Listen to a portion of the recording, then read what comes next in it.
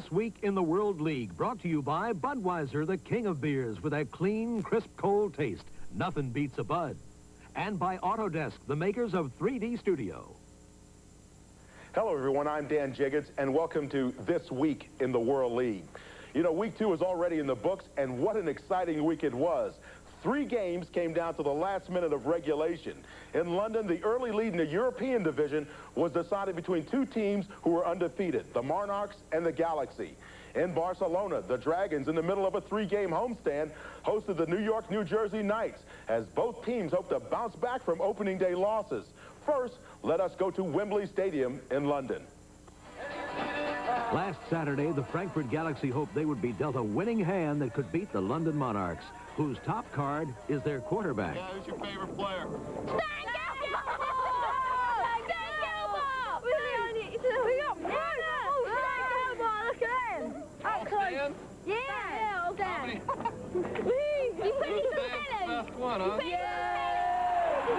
While Monarchs fans may have stacked their decks in Gelbaugh's favor, the first ace showing in this game would be the Galaxy's quarterback, Mike Perez.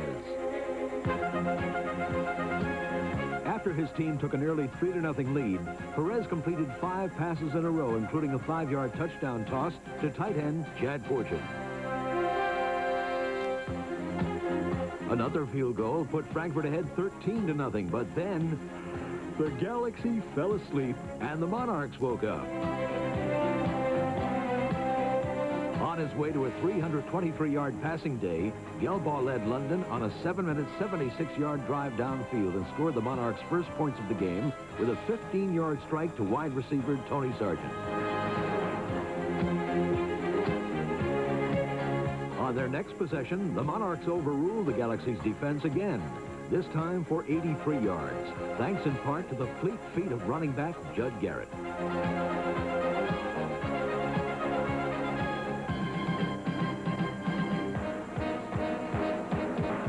When Gelbaugh couldn't quite get his feet or the ball across the goal line, fullback Jeff Alexander took the final plunge and put London ahead for the first time.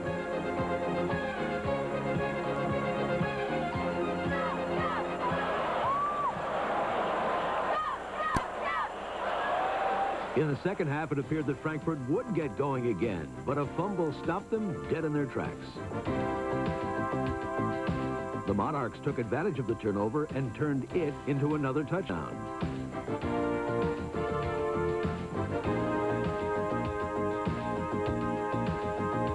Bernard Ford's 32-yard catch gave Monarch fans good reason to celebrate, for their team had scored 21 unanswered points, but the score that was really worth screaming about last Saturday was yet to come.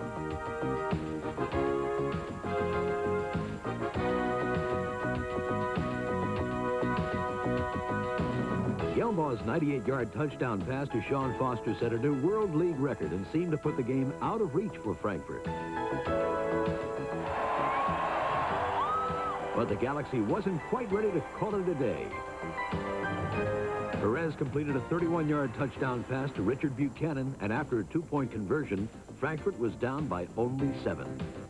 With the lead again within reach, the pressure to protect Perez fell even heavier on the shoulders of Frankfurt's front wall and center David Diaz-Infante. 41, 41, 8.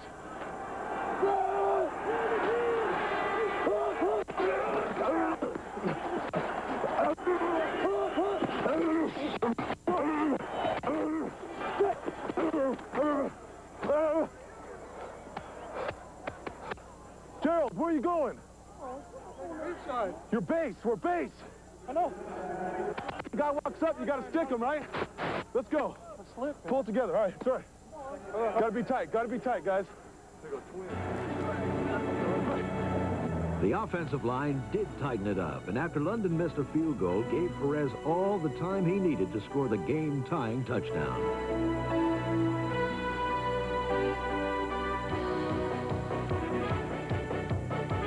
Buchanan's second score brought the Monarchs back to earth and sent Frankfurt's fans into orbit. It looked like another overtime game at Wembley until Perez completed a World League record-setting 30th pass that put the Galaxy into field goal range. Kicker Robbie Keane stepped up for a 20-yard attempt with 15 seconds left on the clock. Keene finished the day 3 for 3, and the Galaxy finished week 2 at 2-0. What up, baby? What up, baby? It ain't no joke. It ain't no joke. For real. It ain't no joke. Hey. Way to go, baby. Number 1, 2-0. 2-0. Too legit. Too legit to quit, baby. Let's go, let's go. We're on our way. We're on our way now. We're number 1, baby. Let's get number 1. Hey, I told you. I told you. We gonna do it. What's going on, man? We coming after this other ball. Let's go.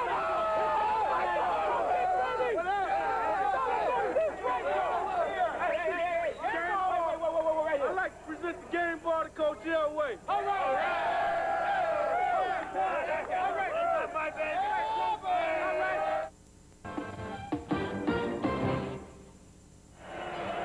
With the sports world turning its eyes to Barcelona for the '92 Summer Games, the city's hometown Dragons are looking to return to the World Bowl. Knights head coach Mouse Davis was hoping his run-and-shoot attack would kick into high gear as he and Barcelona's Jack Bicknell were looking for victory number 1 of the season.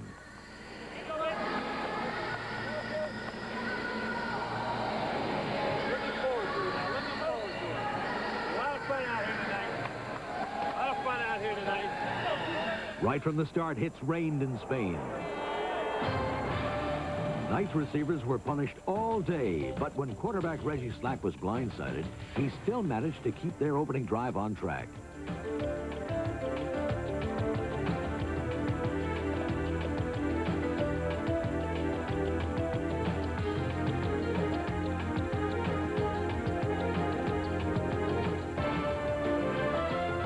A Slack to Monty Gilbreth touchdown made it 7-0 Knights as Scott Ernie took over for the Dragons.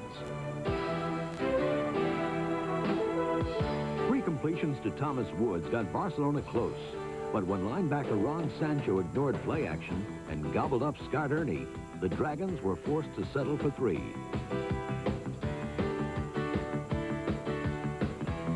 Ahead by 4, Mouse Davis unleashed the Slack attack once more to extend the lead before halftime.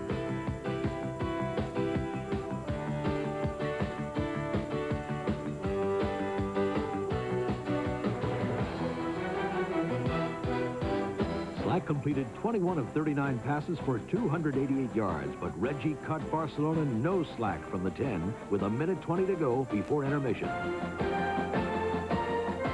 The Dragons needed a break, and it came in the 3rd quarter when the Knights had a little problem dealing with the overseas exchange rate. Barcelona made the visitors pay for their miscues 7 plays later as Ernie found Demetrius Davis from 3 yards out. On the play, the Knights blitzed on 3rd and goal, sending linebacker Cecil Fletcher, number 58. But running back Paul Palmer met him in the gap, allowing Ernie time to find his tight end. Trailing by 5, the Dragons' defense turned it up a notch. 53 minutes, please. Number 75, Bruce Clark, and linebacker Eric Lindstrom, number 50, are Barcelona's enforcers. And in the 4th quarter, Lindstrom took control of the game. Lindstrom blitzed on nearly every play, wreaking havoc in the Knights' backfield. And on the Knights' next possession, he was even more determined to keep them scoreless in the second half as he blitzed once more.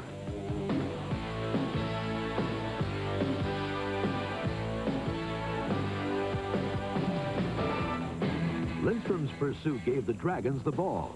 Good job, dude. Good job, baby. And Scott Ernie had one final possession to try and win it.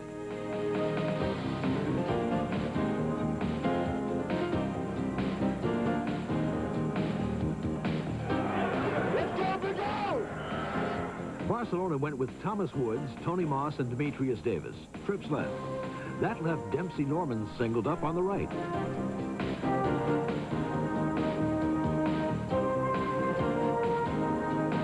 Norman had just enough room to work with in the 7-yard end zone in Barcelona as the Dragons' formation and play call slayed the Knights. Bicknell's boys are 1-1, and who knows, maybe they'll get back to that World Bowl. The way to not win in tennis is to...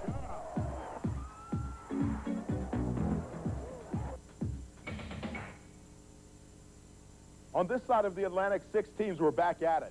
In the North American West Division, San Antonio rode into Birmingham, hoping to extinguish any embers the fire might have.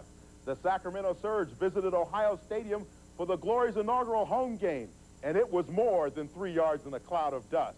And in a rematch of one of last season's most exciting games, the Orlando Thunder rolled into Montreal's Olympic Stadium, hoping to rain on the Machine's parade. Let us first go to Legion Field in Birmingham, Alabama. This is the Birmingham locker room, where pregame emotion reaches a fever pitch. But who said you had to beat your head against a locker to be ready to play? Instead, the Fire and the Riders chose to beat their heads against each other.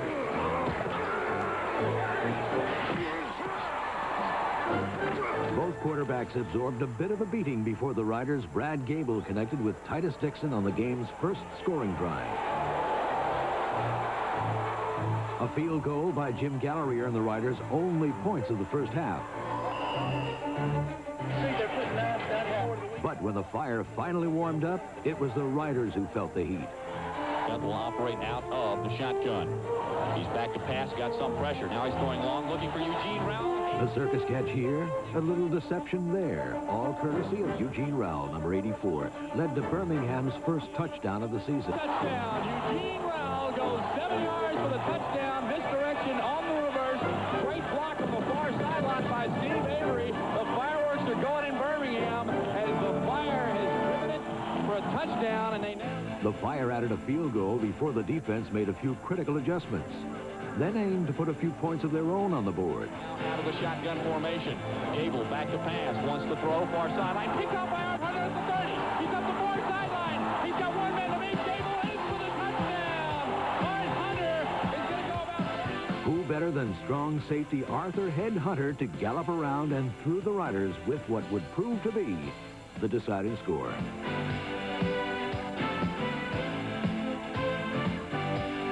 It was an especially critical play, considering that the Riders ran up twice as many offensive yards as did Birmingham. Short handoff right side. Brown's going to get the first down and then some. He cuts back across the 50. He's got a lot of running room. He's going to... Ivory Lee Brown's 54-yard run put the Riders in position to climb within a touchdown of Birmingham. And they did. But after a George Searcy touchdown, San Antonio simply made too many mistakes to close the gap any further. 31st and 10. Thrown over the middle. Picked off. A missed field goal, a fumbled punt, and an interception, all in the fourth quarter, added up to Birmingham's first win. A confidence builder they surely needed before their matchup this week in Frankfurt against the undefeated Galaxy. 190-pound lineman from Georgia assessed the weather conditions on a lovely spring day in central Ohio. Beautiful day for Ohio, I guess. As beautiful as you can get here. Beautiful, sunny Columbus, Ohio. Love it! Also finding a home in Ohio is the much-traveled Babe Laufenberg, who directed a 79-yard scoring drive on the Glory's first possession, but not without help from running back Amir Rasul.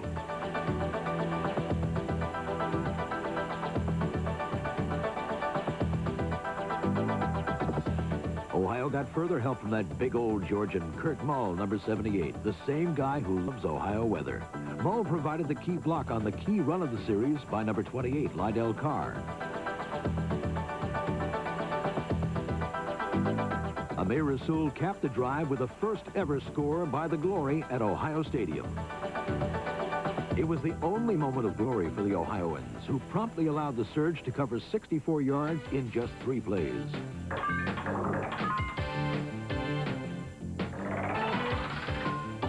With 7-year NFL veteran quarterback David Archer, Sacramento may well be the league's most improved team. Eddie Brown's 48-yard scoring dash gave the Surge the lead, one they held until the final gun. Meanwhile, Amir Rasul, who ran for a World League record 152 yards the week before, found nowhere to run, while running mate Lydell Carr found no one to block. Defensive end Mike Sinclair further embarrassed the home team after threading his way through a maze of confused Glory blockers to force a 6-yard loss. And both Bill Goldberg and Basil Proctor worked in tandem to stuff the remains of the Ohio running game that managed just 71 yards all day. And when Lydell Carr failed to pick up a blitzing Louis Riddick, Babe Laufenberg became Sacramento's ultimate victim. George Bethune, who spent the offseason playing for the Los Angeles Rams, was the lucky recipient of Riddick's efforts and scored his first touchdown as a pro. Sacramento improved to 2-0 and left Babe Laufenberg longing to be, as the song goes, back home again in Indiana. Yeah, they can go home now. They can go home. However, if head coach Larry Little's Ohio Glory can sustain the consistency of their opening drive, the cloud cover may lift in Columbus and provide some blue skies for the World League's newest team.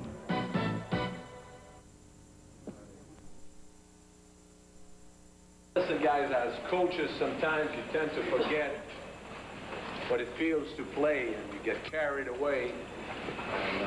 And, you try to do your best to try to relate to the players, but it's not always easy. Tonight, I feel very fortunate that someone who was with us last year and played very well for us last year, and this year he was with the Steelers in the NFL, and I'd like to ask Richard Shelton to tell you a couple of words. Richard? And guys, I just wish y'all the best, and I'm going to be out there cheering for y'all, and I hope I see a bunch of y'all in the league next year, playing beside me or playing against me, and I hope I'm there. And if not, I'll be back here next year. So, hey, guys, Let's go, man. Leave it all on the field. Soon on 307. 1, 2, 3, machine. While it's true that World Leaguers can use the spring campaign to showcase their skills to the NFL, some play for the sheer joy of competing. Montreal Machine quarterback Michael Proctor does both. Proctor's second pass of the game was a perfect 46-yard strike to rookie Reggie Bynum. It was a little Proctor and gamble, if you will, as Montreal hoped that Orlando would bite on a play fake, giving time for Proctor to throw and Bynum to separate. The play call was perfect, and Montreal took a 7-0 lead.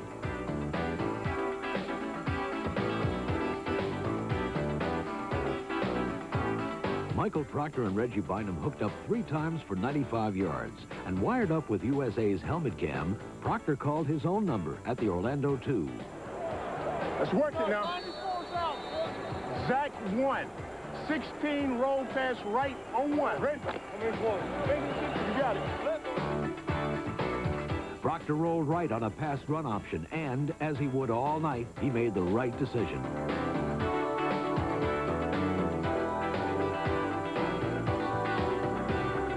It was simply make the fake, then follow that guard. The result, a 14-3 Montreal halftime lead.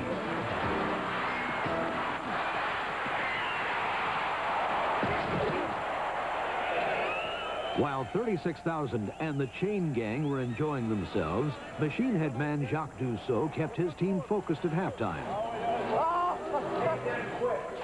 Keep working, make them quit. Just keep working and make them quit. And in 30 minutes, we're back in the locker with a win, and we're in first place. Let's go. Finish strong. Let's go, guys. 1, 2, 3, finish strong.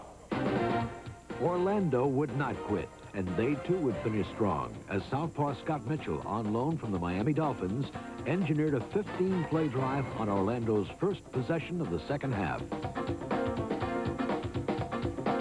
NFL veteran Roger Vick brought Orlando to within 5, and then the Thunder defense stormed in on Michael Proctor.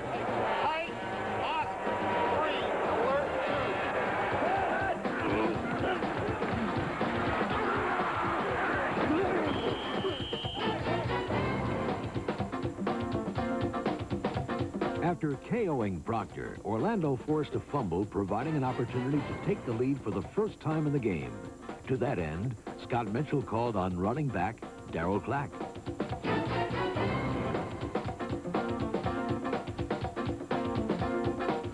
Orlando clawed back to edge ahead by 1, but just as quickly as Montreal relinquished their lead, Proctor seized it right back late in the third quarter.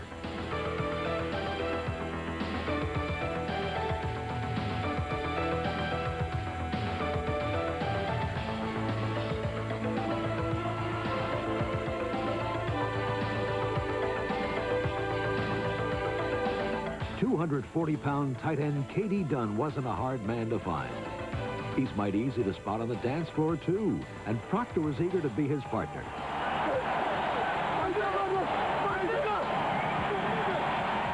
In Pee Wee ball, arena ball, the World League, or the NFL, forcing turnovers and capitalizing are keys to winning. With just over 10 minutes remaining, Montreal's defense placed the ball in the hands of red-hot Proctor, who quickly placed it in the hands of speedster Pete Manley. The machine was running on all cylinders as Proctor's third touchdown pass was threaded perfectly through a crowd of Thunder defenders.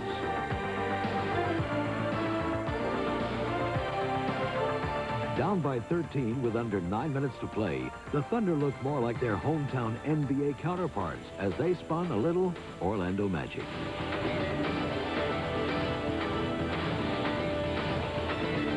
It was vintage half-court offense as center Stacy Simmons grabbed the ball at the top of the key and delivered a beautiful bounce pass to Darryl Clack for the easy backdoor layup.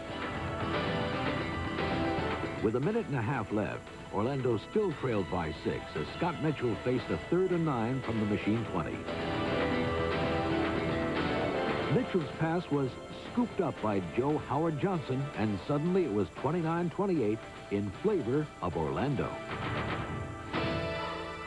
Down by 1 with a minute 14 to work with, Michael Proctor used his legs instead of his arm to gain 23 yards in the hopes of moving his team into a position to kick a critical game-winning field goal.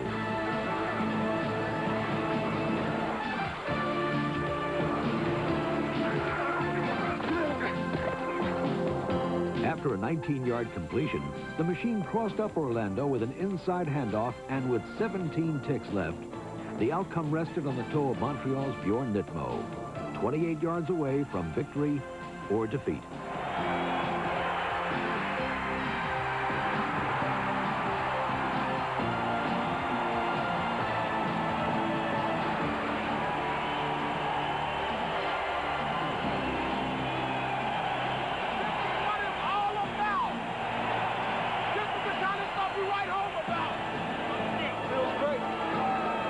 Listen, a great sign of a team who can come back. This is a great sign. The march has already started. The march has already started. Enjoy yourself tonight, but remember that there's other people out there who want to enjoy themselves also. Good job.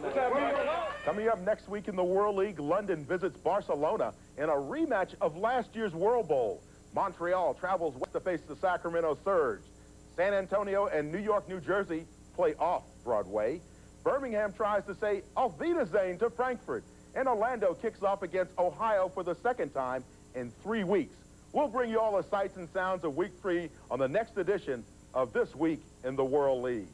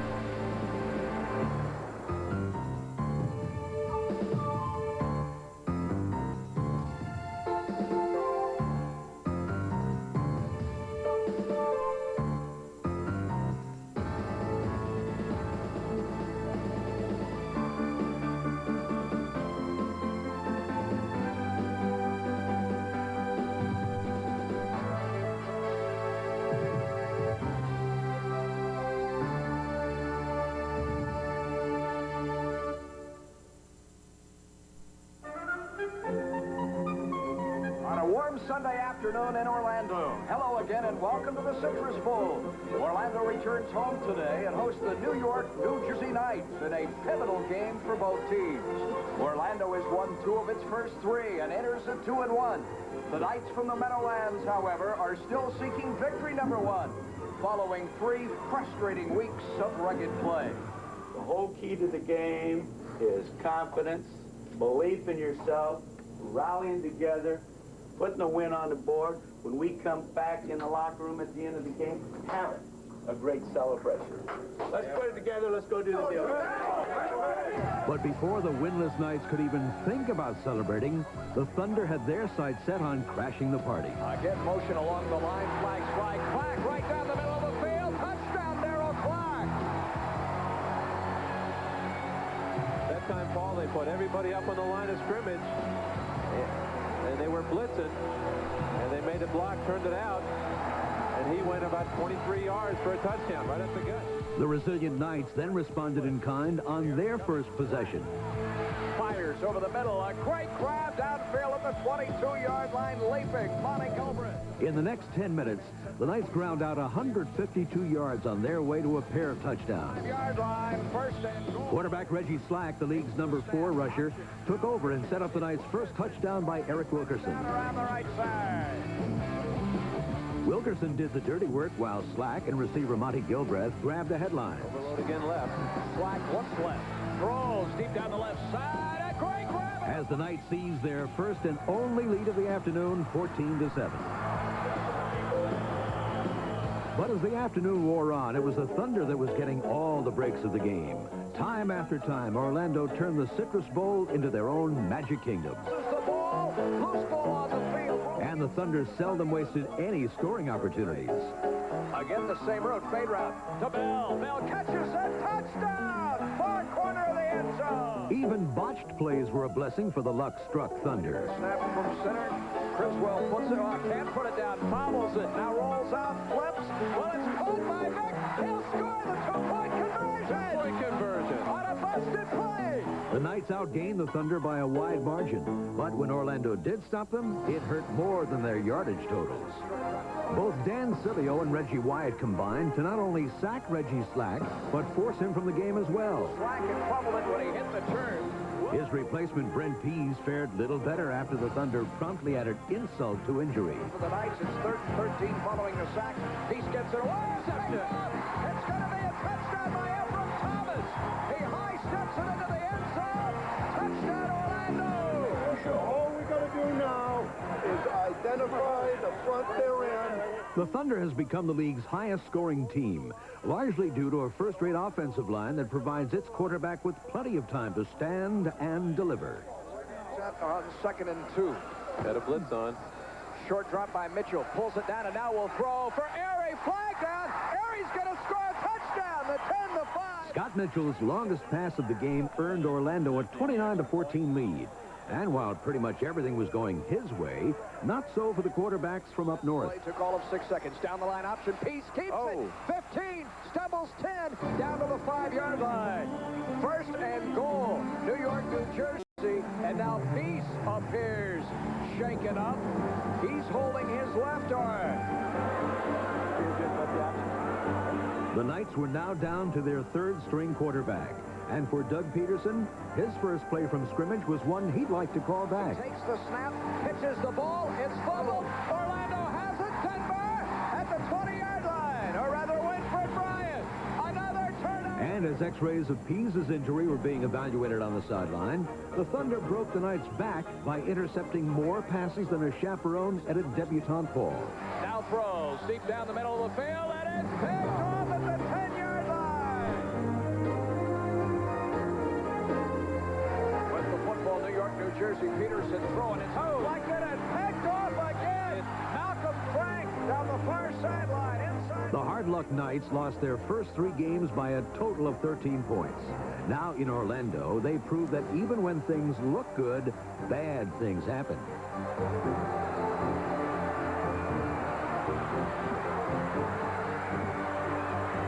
Davis Smith's touchdown was called back, but not because of some sideline pushing and shoving. The infraction actually occurred back near midfield, where Mark Moore, number 25, was caught clipping. Caught and fielded by Davis Smith. His aggressiveness cost his team 6 points. To the right side, he's got running room. 40, 35, 30, 25, 20. Gets a block, 10, 5. Touchdown. I don't know that it will stand. That was enough to get the Orlando crowd up and dancing. Although some of the younger critics found the entertainment in the stands inferior to that on the field. By the fourth quarter, most of the Orlando linemen were synchronizing their watches. It was just 2 hours till closing time at Disney World. So the Thunder got it over quickly on a 23-yard touchdown run by Darryl Clack. Now 3-1, the Thunder is one of the league's most improved teams. And at the end, it was they, not the Knights, who had cause to celebrate.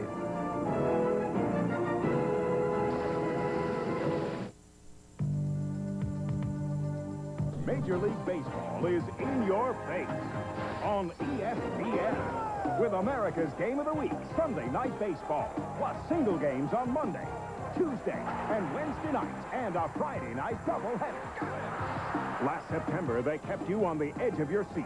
Now the rivalry is renewed as Deion Sanders leads the Braves and Darryl Strawberry powers the Dodgers on America's Game of the Week, ESPN Sunday Night Baseball.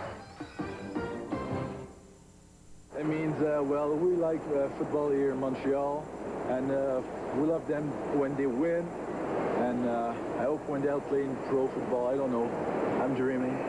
So everybody can dream. Let's go, machine.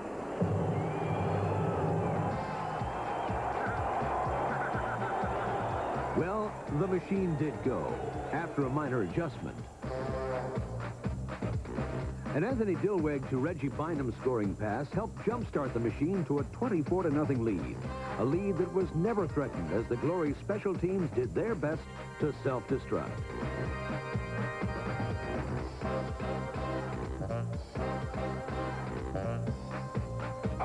For much of the game, Ohio found themselves crashing into everything but the end zone.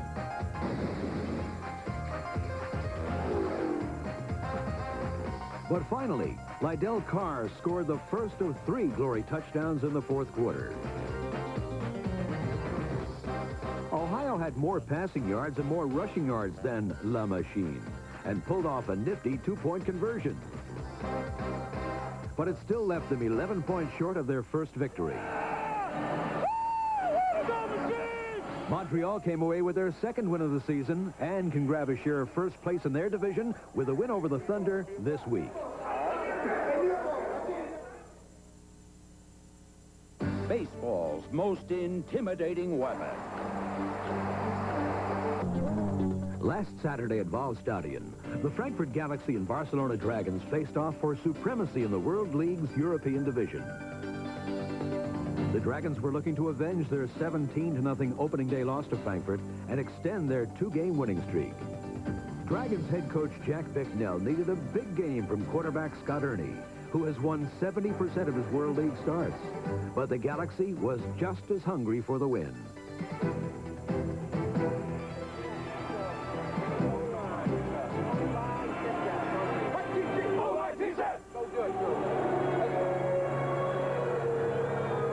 It would be the Galaxy defense that came out kicking in this game as Frankfurt sacked Ernie before he could get out of the starting gate and forced him to fumble just 2 plays later.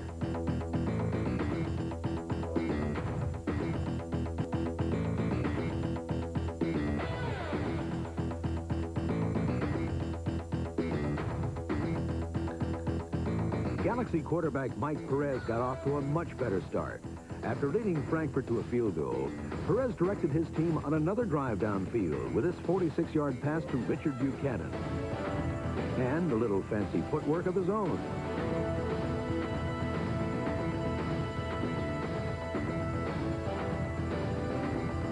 Perez's 30-yard dash set up a second toss to Buchanan, this time into the end zone.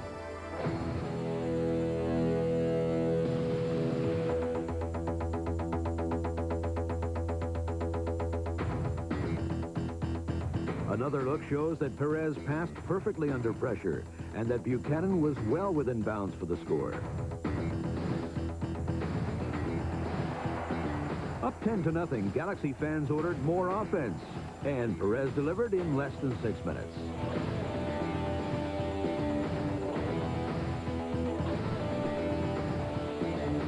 Perez's 41-yard touchdown pass to Lou Barnes was on time and definitely to the Frankfurt fans' taste.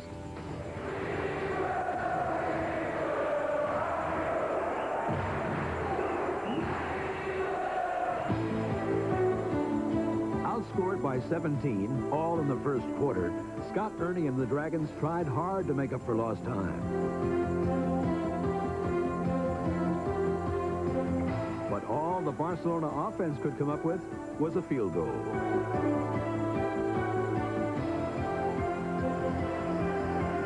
Frankfurt seemed to have the first half well in hand until the Galaxy handed over a touchdown to an eager Dragons defense.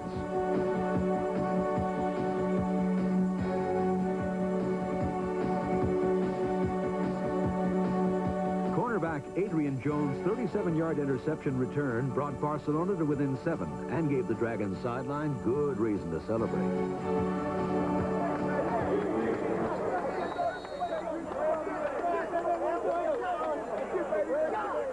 After another Barcelona field goal, Frankfurt found itself up by only 4, and unfortunately for Perez, the Dragons defense kept it that way.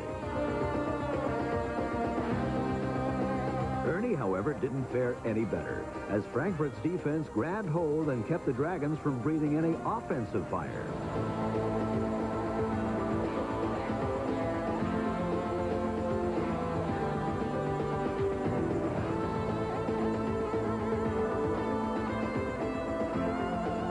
In fact, the only Dragon that seemed capable of shooting sparks stood on the sideline. We stop ourselves. Get on there and knock somebody back. We don't have enough guts to do it, and get the hell out of here. After their tongue lashing and with less than 4 minutes to go in the game, Barcelona finally pieced a touchdown drive together.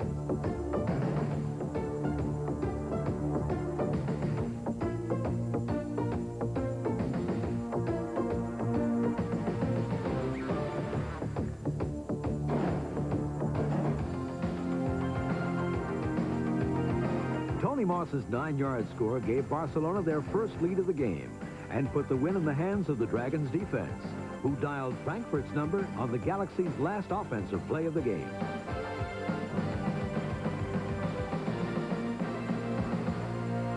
Barcelona knocked Frankfurt out of bounds and out of the game, and with their 3rd win in a row, are now the team to beat in Europe.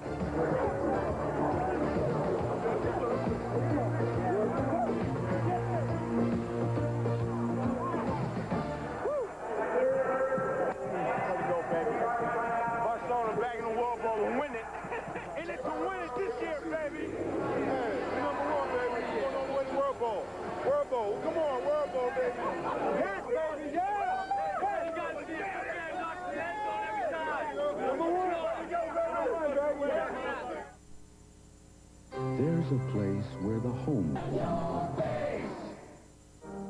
In 1991, the London Monarchs stood head and shoulders above their competition as champions of the World League.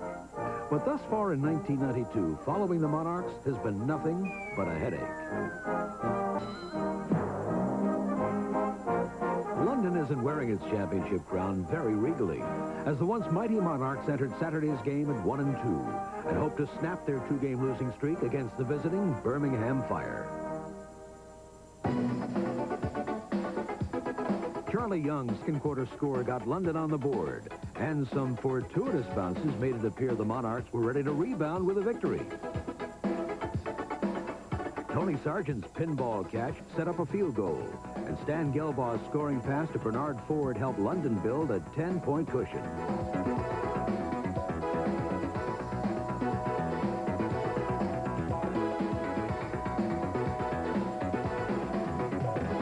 But wins don't come quite so easily for the Monarchs this season, and in the 4th quarter, London once again saw its lead slip away. Elroy Harris flipped the Fire to within 3 points. And when the Monarchs offense flopped in the 4th quarter, Birmingham continued its comeback. Paul McGowan's interception set up Fire kicker Philip Doyle for a chance to tie the score with just 10 seconds left in regulation. Doyle's 42-yard field goal sent the game to overtime, where London kicker Phil Alexander had a chance to win it with just 12 seconds remaining. Alexander's miss gave the Fire one last shot to break the tie with just 8 seconds to go. But when cornerback Howard Veggins intercepted Mike Norsett's desperation pass, It was London that was suddenly headed toward a possible winning score. However, Fegans was stopped 3 yards shy of the goal line. 3 yards shy of giving first-year head coach Ray Wilsey a much-needed victory.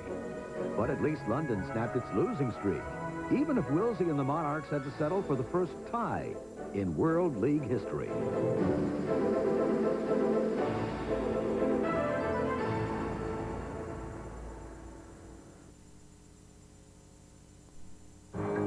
In 1992, West may be best in the World League. And on Saturday, the San Antonio Riders hope to turn up the heat in the league's most hotly contested division.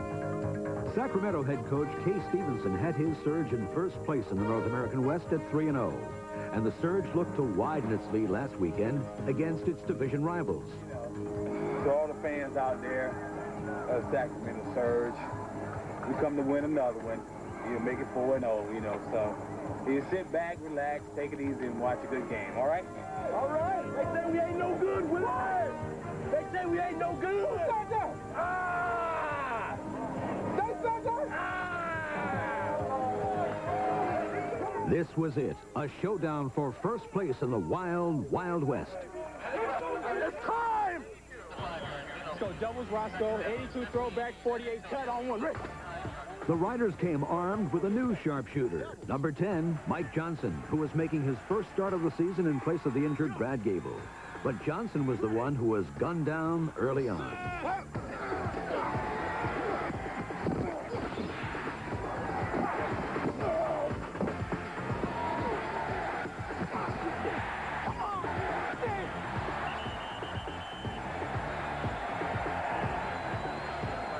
Second down. I got 48 cut. The guy's coming right in my face. I threw it. He batted it down here. Both of them are batted down, huh? One guy hit me as soon as I threw it. And then it threw it and hit Yeah, hit the guy in the head. Then the next one, he batted down. Johnson's passes weren't the only things the Surge were batting down the first quarter. on the other side. Ooh. Oh, what a great rush. They got it. The ball is blocked at the 24-yard line. Surge picks it up. Back to the 10, back to the 5, back down to the 1-yard line. Oh, what a play. Anthony Green's return set up the game's first score 2 plays later. Parker goes in short motion. It's another handoff to Pringle. He is at the goal line again. A touchdown for the Surge. The Riders did push him back standing up, and so they're griping to the official. But once you cross the plane of the goal line, it's done. The Riders' argument fell on deaf ears, and then San Antonio fell victim to the deft touch of Surge quarterback David Archer. Throw across the middle. Green's got it. Touchdown, Surge. Trailing by 2 touchdowns, Mike Johnson looked to spark the Riders in the final minutes of the first half. 2 minutes, Mike. 2 minutes. 2 minutes. Let's go doubles, Roscoe, gun. Let's go 82 throwback, 25 cut on one. Rick. Doubles. Johnson drove the Riders 84 yards in just over a minute.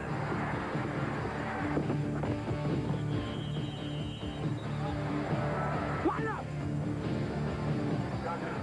15 seconds to go. Johnson out of the shotgun. Lets it go. He's got a receiver into the end zone. Touchdown for San Antonio, caught by Darryl Colbert. And boy, has that stunned Sacramento. Darryl Colbert's touchdown pulled the Riders to within 6, and it remained that way throughout a scoreless third quarter. Both defenses bared down hard, as seen through the USA helmet camera worn by the Surge's Michael Jones and the Riders' Patrick Hinton.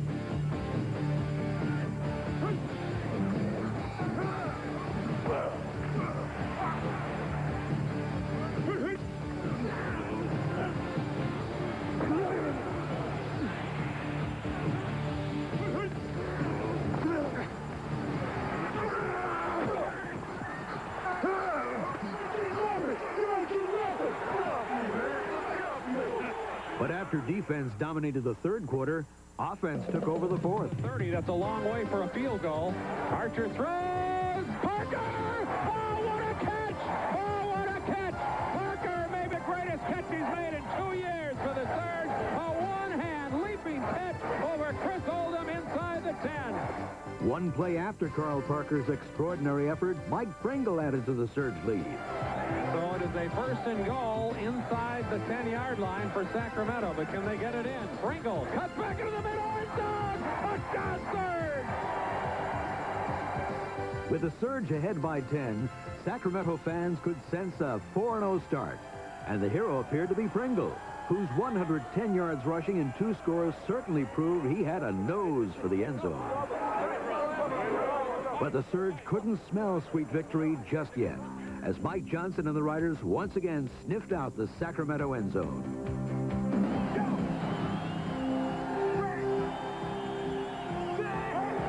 Johnson, handoff, dive to the goal line, in, touchdown for San Antonio. Ivory Lee Brown's touchdown cut the Surge lead to 20-17.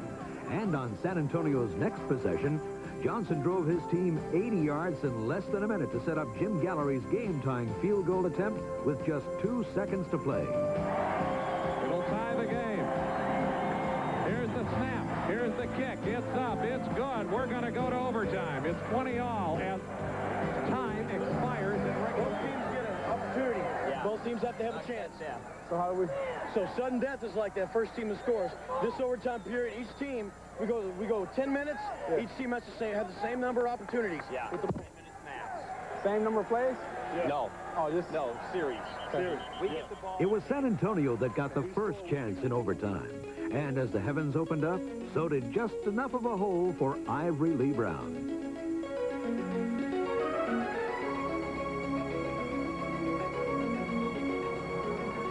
Brown's 48-yard run set up Gallery for a chance to give the Riders their first lead of the game. Here's the snap. Here's the kick. He got it. So San Antonio with a 37-yard field goal. One time, G! One time! Sacramento now had one chance to answer the Riders' score, and it came down to one rain-soaked 4th and 15 play to determine first place in the Wild West. Rally cap, baby. The damn rally cap on.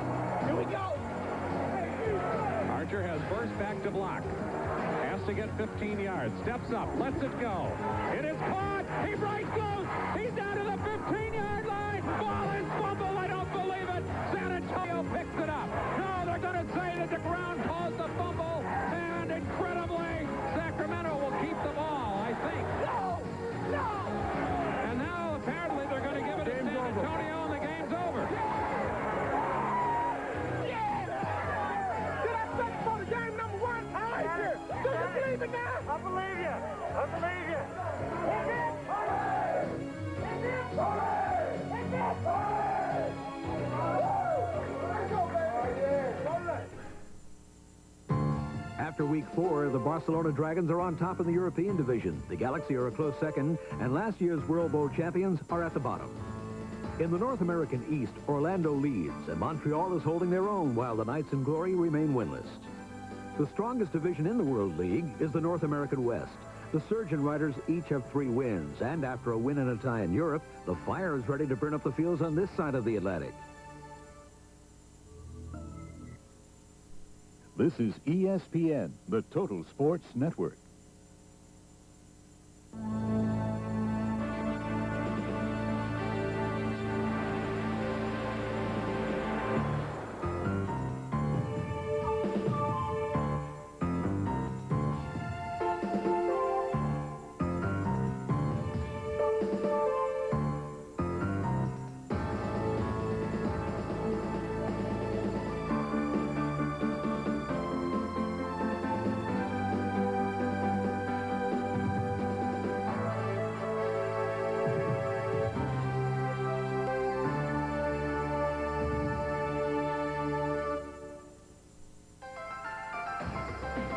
If it's Saturday night in Birmingham, it can only mean one thing.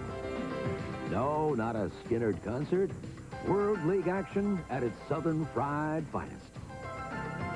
But if you're not sure whether to splurge for a ticket in these economically troubled times, we understand. But just consider what you'd be missing. It's more than just a dog and pony show.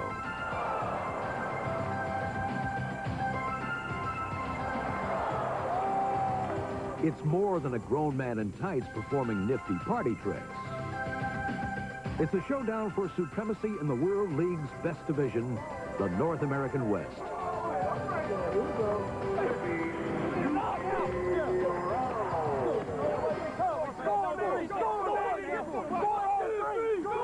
While Sacramento entered the game in first place, it was Birmingham which was surging, having gone undefeated since opening day. Perhaps it's no coincidence that the Fire's lone loss came at the hands of the Surge, because in the early going, Birmingham's game plan of mixing run and pass had only mixed results.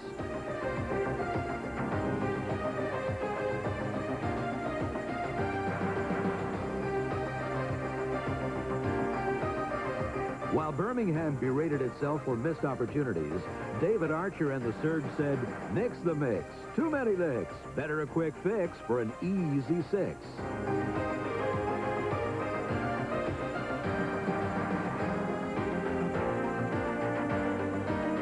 Mark Stock didn't quite get the 6 points, but he did put the fire in the soup. Hey, good run, Doc. From the Fire 20. Back to pass is Archer. He's looking at the end zone. He's got Carl Parker wide. Carl Parker's score gave the Surge a 7-3 lead, and while Fire fans were alarmed, it was Birmingham's coverage which set off the bells. Yeah, they're going to give me a total dog. Black on time. That's a great call. Good job. Did you see it, Ken? I saw him juggling. Parker's circus catch threw the ball back in the Fire's court, where Birmingham took it and ran with it.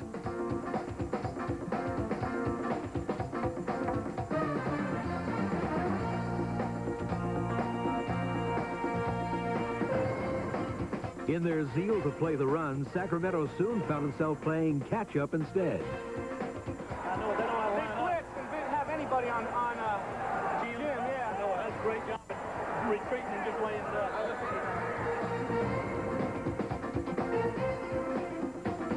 Gonna walk in the end zone. He's got a man wide open, Jimmy Bell. Jim Bell's score gave the Fire a 7-point lead, but it was Archer who took liberties with the Fire's secondary, which were showing signs of cracking. Or cracking up.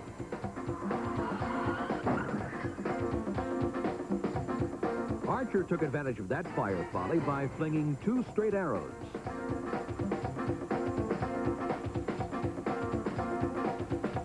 Then giving Birmingham the shaft.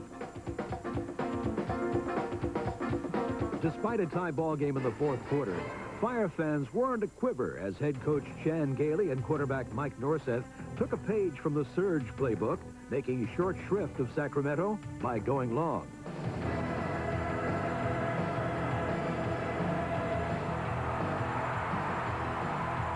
Birmingham's blitzkrieg made the battle short, thanks to the bombing of Britain. Fire wideout, Eddie Britton. Leading 21-14, the Fire's defense was committed to ensuring that any Surge comeback would be an uphill battle. First, the Fire took the body by sacking Archer.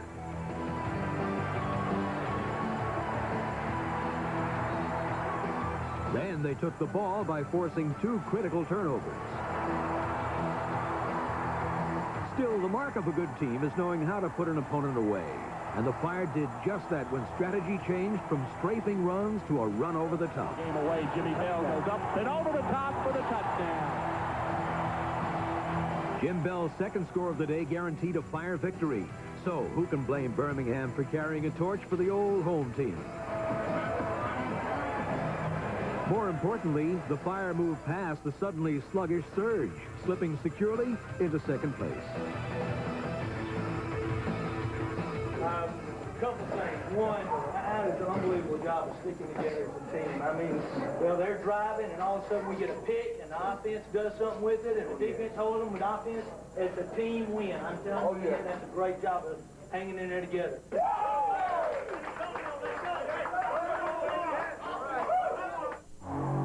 can be a violent game.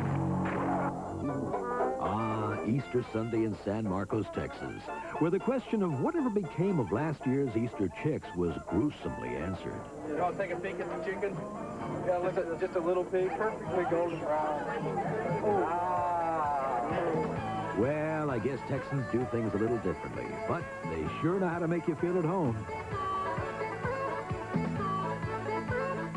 like treating kids to the traditional Easter tattoo and giving the visiting Glory a football tutorial. Lesson 1, centers should snap, then step.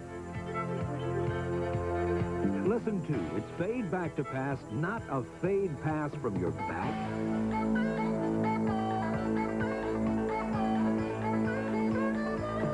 Although Gary Richards' interception return gave the Riders all the points they would need, it was a prelude to a deluge as San Antonio poured it on. Under pressure, the ball is deflected up in the air and intercepted by Greg England. 153 remaining in the second quarter. Mike Johnson, quarterback draw. He'll take it in. Mike Johnson's quarterback sneak was as easy as it looked, but even on a rare occasion when the Glory was able to avert a touchdown, it was only a temporary reprieve. It's a good one. It's down cleanly. Gallery gets it in the air. Jim Gallery's field goal made the score 17-0 before the Glory knew what the hail hit them. Yeah, I started to. We've got an official timeout. It's starting to hail quite heavily. Perhaps you can hear the hailstones bouncing off the metal press box. They're going to clear the field. There's lightning in the area, and the referee wisely makes the decision. Gary Lane, a super decision here. We've got a major league hailstorm brewing. Well, we're not going to be playing any football anytime soon. Truer words were never spoken because while some sort of game resumed after the 23-minute hail delay, it probably shouldn't be confused with textbook football. I don't think they're faking. They're coming. Here it comes. Laufenberg throws under pressure into the end zone, but it's intercepted. Mal Hunter makes the play and skids into the give is to Adam Walker. Loose ball. I think the Riders... At 4-1, it's hail to the first-place Riders. For those of you who have been reluctant to wear a hearing aid, Miracle Ear has more great news. We got to bounce back today, huh? Oh, yeah, we need a big win. We need a big win. This is it, isn't it? I think this is going to make our season right here. This is going to determine whether the guy's going to pack it up and go home. Backs against the wall today. Go Bear! What you going to do? Turn and run, you going to fight. Neither the Monarchs or the visiting Dragons were going to turn and run, but running might have been a good idea for the Dragons because London's fired-up pass defense came to fight.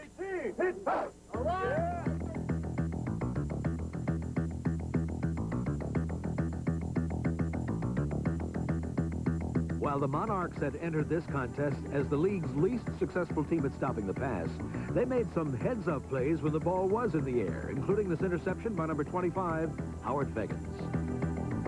Offensively, intense competitors like guard Paul Baradelli, number 70, have helped the Monarchs produce the European Division's top-ranked offense. In this game, Baradelli was not only looking for points, he was also looking to repay Barcelona cornerback Adrian Jones for what Baradelli felt was a cheap shot leveled on London's Judd Garrett at Barcelona earlier in the season.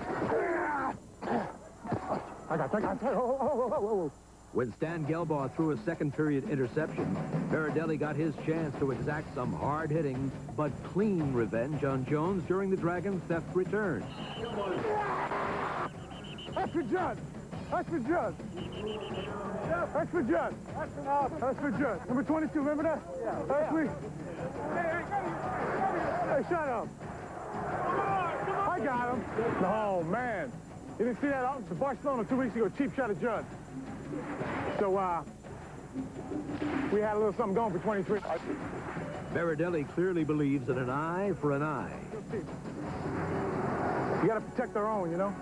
While Gelbaugh was pretty well protected, the London quarterback was not passing very pretty at all.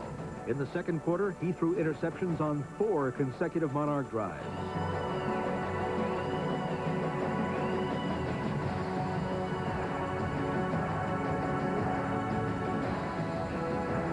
The Dragons never took full advantage of these opportunities, but Teddy Garcia did boot a pair of field goals before the intermission.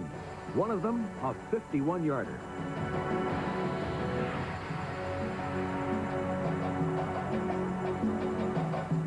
The first half ended with Barcelona holding a 6-0 lead. Then the third quarter began with Garcia again showing lots of leg and his teammates flexing plenty of muscle. The Dragons had numerous ways to grind up their opponents. and also to grind them down, especially when Joe Mickles carried the ball. With over 100 rushing yards, Mickles demonstrated fancy footwork, but his hands weren't as dandy. A Mickles muff set off a comedy of errors that culminated in Garcia's blown three-pointer. But despite Garcia's miss, the Barcelona special teams remained special for the entire contest. The Monarchs were getting hammered all over the field, especially in the final period, when they mounted their deepest drive of the day. While Barcelona snuffed out London's last-ditch threat, the Dragons weren't content to rest on their laurels, and they put together one more march down the field.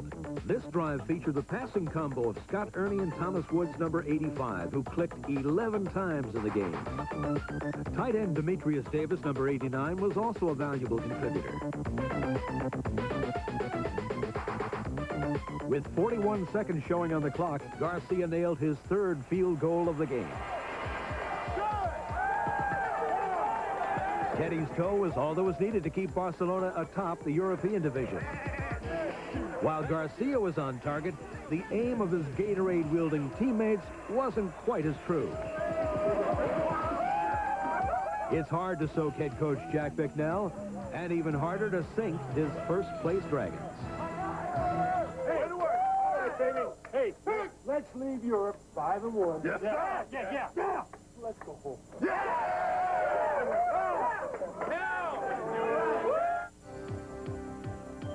I felt like I never had enough time to have a good, honest workout. Introducing ProForm 3001 STX, the ultimate low-impact fitness machine. In the time it takes to drive to the health club, I've finished my workout. It's like having a professional health club stepper right at home, only without the hassles. Stair climbing is the quick and easy solution. Just look at me. And the ProForm 3001 STX is loaded with features found only on professional models. So far this season, the New York, New Jersey Knights mascot Maestro has been the most outstanding performer on the Knights roster. And last Saturday, the Frankfurt Galaxy arrived at Giant Stadium to try and keep it that way.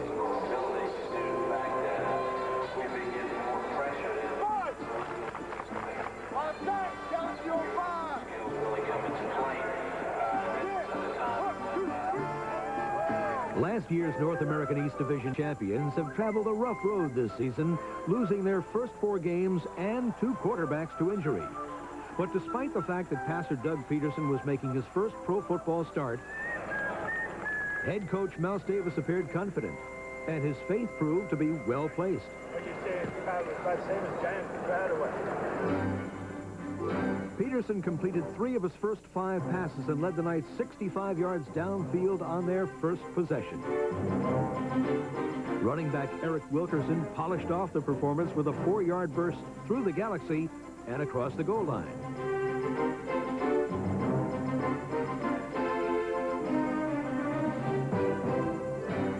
New York's impressive debut in this game wasn't over, as the Knights took advantage of a Frankfurt faux pas on the ensuing kickoff.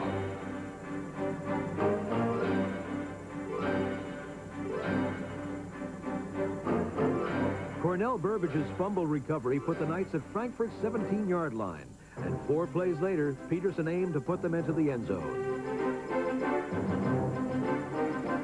His shot hit the wrong target, but it was still a touchdown, and with a 14-0 lead, the Knights started strutting their stuff. Unfortunately, it was not only the fans that started following their lead.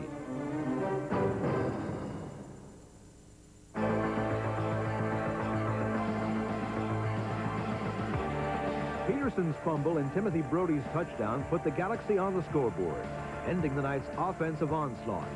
Luckily for Frankfurt, the Knights were doomed to repeat their mistake on their next possession.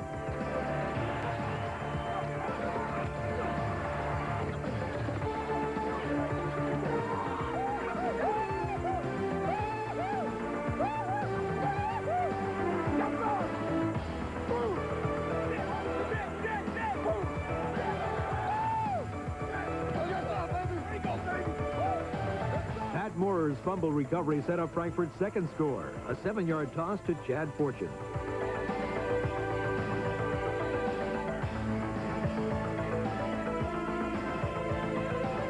Fortune's fortuitous grab tied the game at 14, and for a moment it looked like Frankfurt would make it 3 touchdowns in a row. But a little rain helped loosen the ball from Frankfurt's grasp.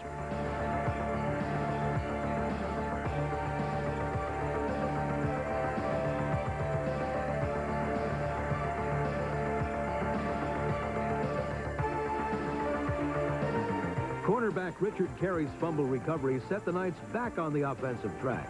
And with 7 seconds before the half, the Knights had a chance to take a 3-point lead.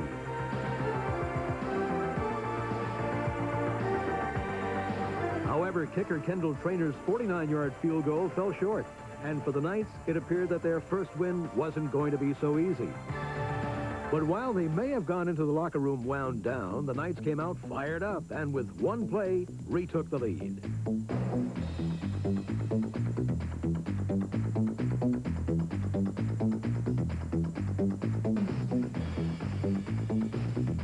Chris McLemore's 67-yard touchdown catch set a team record and charged up the Knights for more. Now the Knights' defense had to play tough and chase Frankfurt's offense down. But as seen through USA's helmet cam on linebacker Cecil Fletcher, the only pursuing so far in this game had been done by Frankfurt. Fletcher did have a chance to make a big impact of his own, but it slipped through his fingers.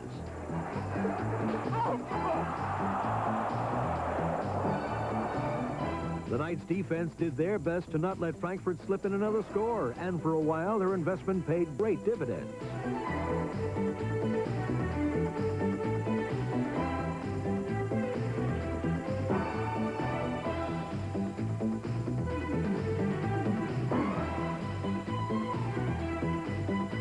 Despite Philenda Newton's interception, Frankfurt wouldn't be held back for long. Quarterback Alex Espinoza, starting for the injured Mike Perez, led the Galaxy on a 55-yard drive to the tying score.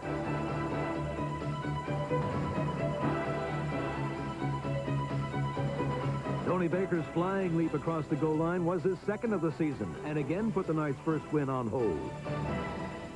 Neither team seemed able to manage a scoring drive to break the 21-21 tie until the Knights, with time running out, made a mad dash downfield. With 7 seconds left in regulation, New York placed their fate at the foot of Kendall Trainor.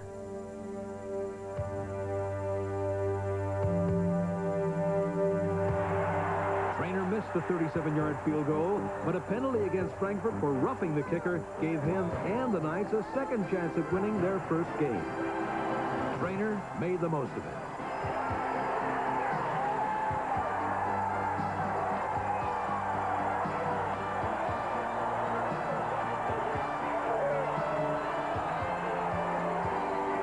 With their first win, the Knights are ready to travel to Montreal next week and make the most of the rest of their season.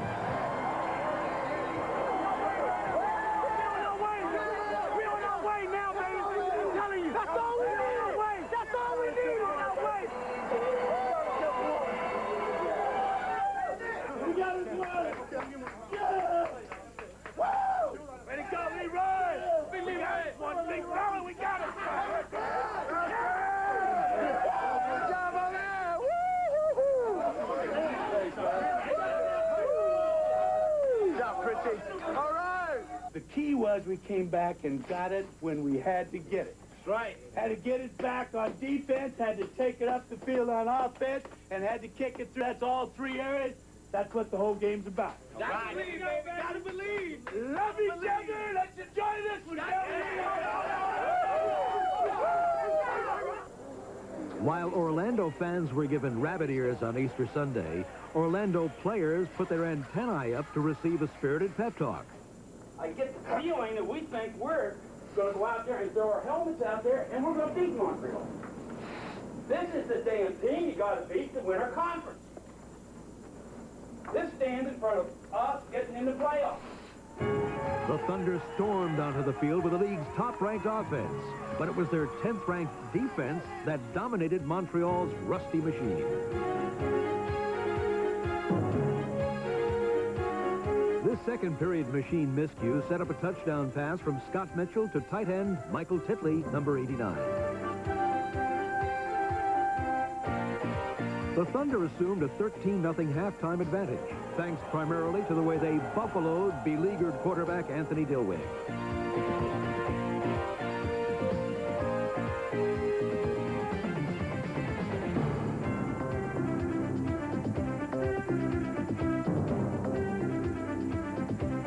machine kept sputtering in the wake of Orlando's revved-up defense.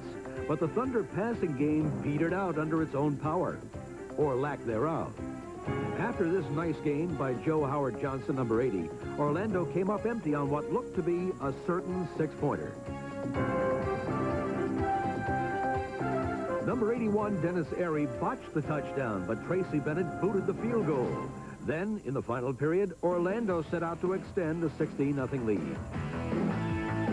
Mitchell's slick passing and quick thinking had Orlando on a roll.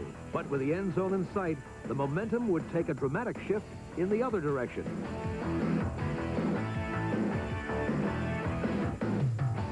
Roger Vicks set up a Montreal touchdown and two-point conversion. And suddenly, the Thunder found itself moving, but going nowhere. It was the machine who put the pedal to the metal and made a game of it with the contest coming to a close.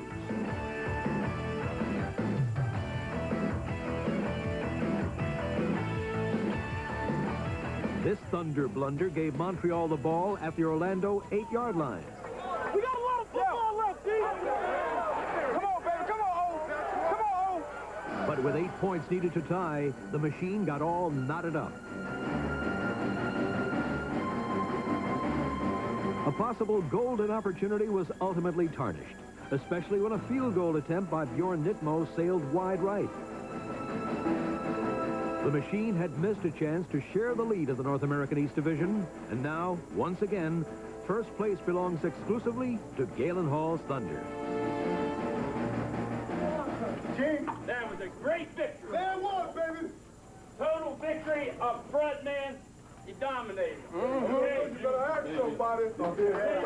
Defense played great. The whole game. Great. Offense at time, we played great. We can be a heck of an offensive football team. Something out.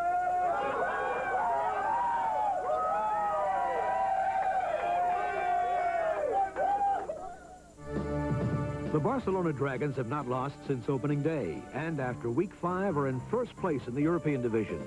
The Frankfurt Galaxy lost their 3rd game in a row, but are still ahead of the struggling Monarchs, who are having trouble defending their World League crown. With a win over divisional rival Montreal, the Thunder took a bigger lead in the North American East. The Knights finally got 1 in the win column and hope to chalk up number 2 against the Machine this Sunday. The Glory stands alone with 5 losses, but perhaps their first win will come this week when they make their first trip to Europe. The North American West is still best in the World League, but the Riders are now on top after the Surge lost their 2nd in a row. Birmingham handed Sacramento the loss and 3rd place, taking 2nd for themselves. Next week, the Fire will try to tie for the top spot when they travel to San Antonio.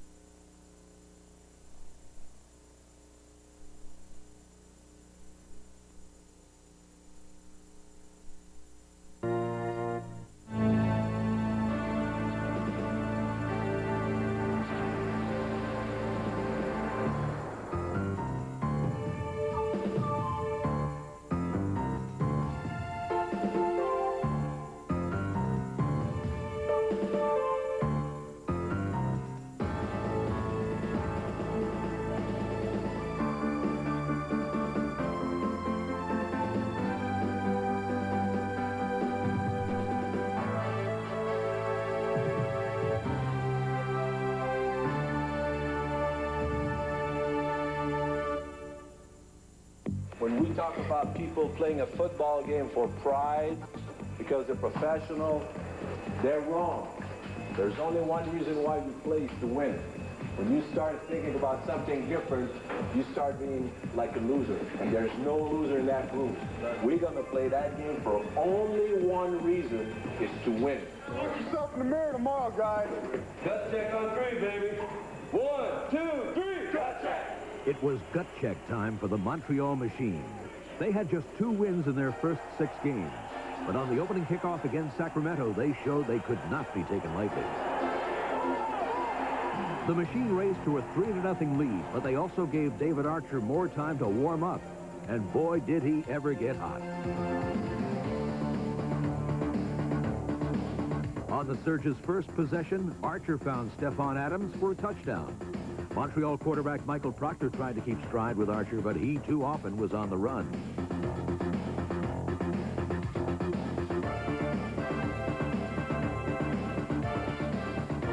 With Montreal's aerial attack grounded, the machine decided to ground it out with former USC Trojan number 33, Aaron Emanuel.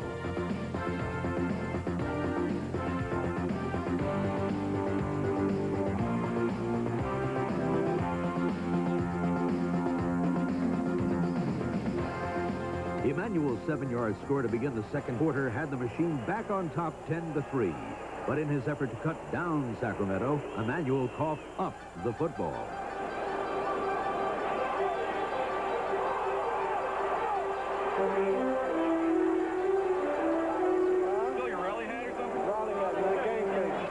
Later in the second quarter, David Archer and number 83, Paul Green, rallied the Surge to their second score.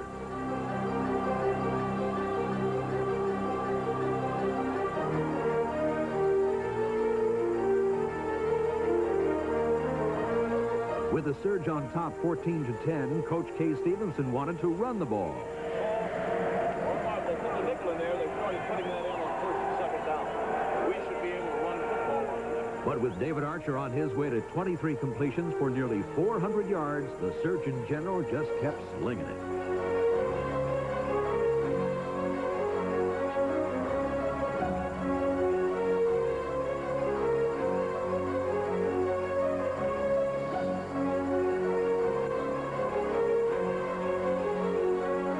Archer's third touchdown pass of the half had Sacramento ahead 21-10 and had Montreal checking their guts one more time.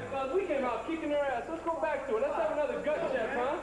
Let's go back, check our guts, and give those folks kick their ass. Gut check on 3. 1, 2, 3. Gut check. Montreal went right up the gut to start the second half.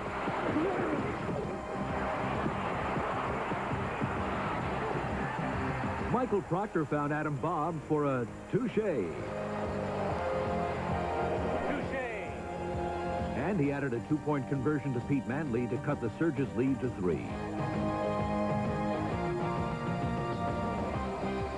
But then Archer, who threw 4 touchdown passes last week in London, went downtown to number 88, Eddie Brown. Brown could and did go all the way to give the Surge a 28-18 lead. Let's go, man. Let's go, man. Let's go.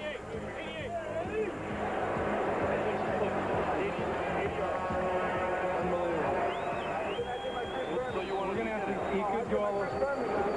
We're going to have to get another couple. Get a couple more. Archer would get one more, his World League record-tying 5th touchdown pass when he found Mark Stock. With a 35-21 win, Sacramento improved to 5-2 and is tied with San Antonio atop the North American West. It can be a violent. The Barcelona Dragons came to Birmingham seeking not only their 6th straight victory, but the European Division crown. The Fire needed to hang on to hang in the race in the North American West. Dragon quarterback Scott Ernie showed incredible touch against the Fire zone on this play, but then forced a disaster of a pass. Number 27, Tracy Sanders, has never lost a foot race in his life, and he would not lose his first to the determined Ernie. Led by number 96, Brent White, the Dragon defense caved in and collapsed the Fire pass pocket.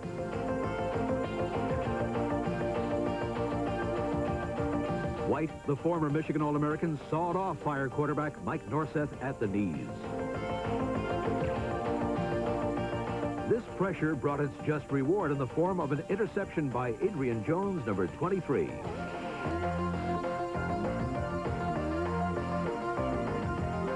The Dragons cut the Fire lead to 10-7 at halftime on Ernie's touchdown pass to Tony Moss, number 87. The second half began with a series of misplays, mistakes, miscues, misfortunes, misfires, misconceived, and misguided plays committed by various and sundry miscreants. But then suddenly, out of this miasma, Norseth connected with Steve Avery, number 42, on a 54-yard touchdown pass, and the Fire scorched to a 19-7 lead.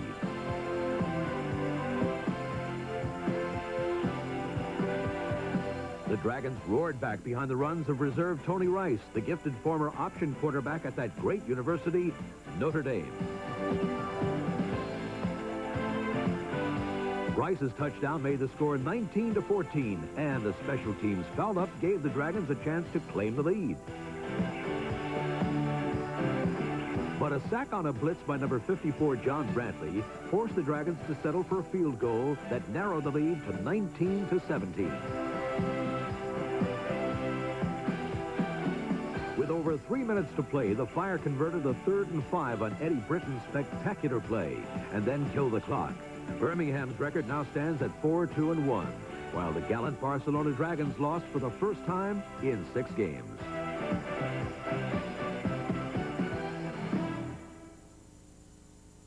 Excuse me, do you know what... The skies opened up before last Saturday's matchup between the Frankfurt Galaxy and Ohio Glory, drenching everyone in Ohio Stadium. But the more than 40,000 fans who showed up didn't seem to care. As for Glory head coach Larry Little, he had only one thing on his mind, and it wasn't the weather. We walk off that field tonight, we're going to walk off victorious. We're going to walk off the field tonight victorious. We've got to win it. We've got to win it. We've got to win it. We've got to win it. We've got to win it. Win, win, win. This is it, man. Good luck. Let's go out and have a great day. Shut them down! Shut them down! Ohio hasn't won a game yet this season, but on their opening drive, the Glory took the first steps on the road to victory.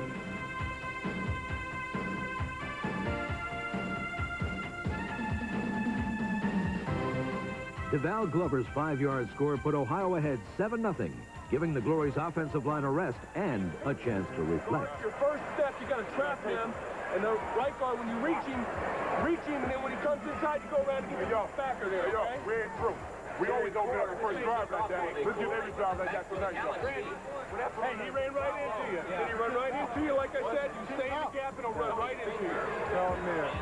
Unfortunately for Ohio, on their next drive, Pat O'Hara's pass ran right into one of the Galaxy and ended up in the hands of Frankfurt's Joe Greenwood. Galaxy quarterback Chris Cochran turned number 28's interception into a touchdown. Tony Baker's 9-yard score tied the game at 7, but on Frankfurt's next possession, Ohio's defense proved that it too could turn an interception into a touchdown. Aaron Ruffin's 10-yard return revitalized the fans and returned the game's momentum to the Glory, who went into the locker room with their first ever halftime lead.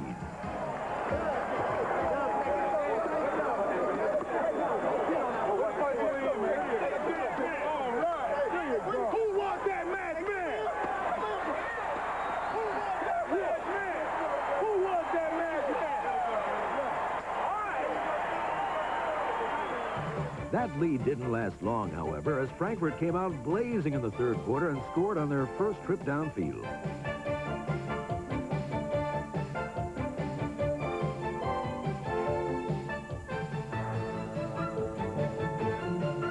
Brad Fortune's 38-yard touchdown tied the game at 14 and was the only successful drive by either team until late in the fourth quarter, when the Glory took a gamble on 4th and 6.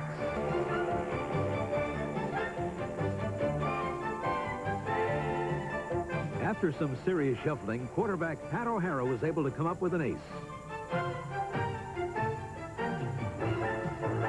Unfortunately, the bet paid off less than expected when tight end Randy Bethel dropped the ball in the end zone. Ohio settled for a field goal and took a 3-point lead. But after Frankfurt did the same, the game was tied for the third time. For Glory General Manager Peter Hadhazy, Ohio's first win seemed to be slipping away, but some appeared more confident. It's going to be our night. It's going to be our night. Let's go now. confident and composed, but with only 38 seconds left in regulation, quarterback Pat O'Hara led the Glory to Frankfurt's 28-yard line, where the game rested on the foot of kicker Jerry Corrick.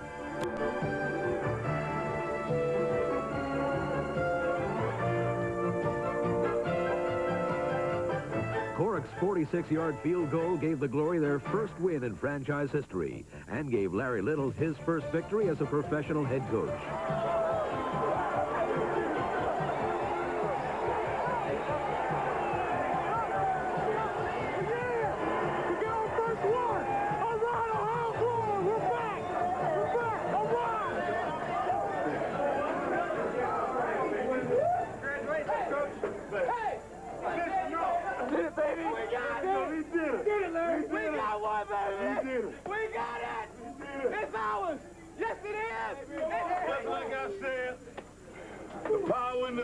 Yes, that's what we went out tonight.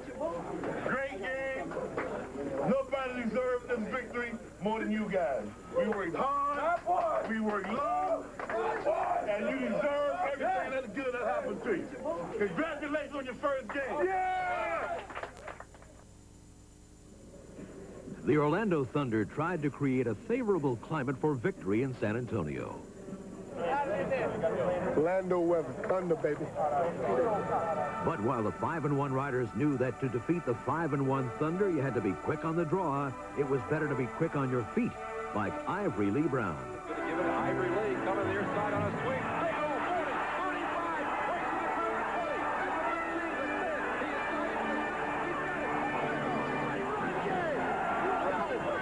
20, 30, 40, 50. Way to go! The Orlando Thunder used an orthodox approach for 6 points by Roger Vick, and a bizarre one for the conversion by Ray Criswell. Here's Criswell running. Will they catch him as he goes to the goal line? They will not. He's in for a 2-point conversion. One strange play certainly deserved another. And Sullivan slow snap. It bounces. He fields it. He's blocked. Rolls to the end zone. Fielded by Ledbetter. Will be tackled in the end zone for a safety. Unbelievable, Jay. They came right off the outside. The ball was Pass protection's great. The second the run block. Now is the time. The Thunder built a 19-7 lead on powerful Roger Vick's second touchdown. But once again, the extra point became a mad scramble. Brennan, who is still yet to miss an extra point this year, will go for one here. Another bad snap. They get it down, and the Riders block it. The snap was down, and the final kick was blocked. And running down the field with the ball for the Riders is Malvin Hunt. The entire game was a special teams nightmare for both teams. A tour de force of bumbles and fumbles. And the snap is over his head. It rolls to 10. It's picked up by Kip Texada. He gets up as he's into the end zone. He's diving to the goal line, and he marks that up for 1. Unbelievable. What a great play. What's going on? We can't end the half normally. The second half began with a perfect pass. And a perfect catch. But alas, that was it for perfection. Slot to the left goes Ivory Lee. The pass intended for Ivory Lee, deflected and intercepted by Orlando, and chasing down the sideline and going all the way down to 15, to 10, to 5, and getting in for the touchdown is Glenn Rogers.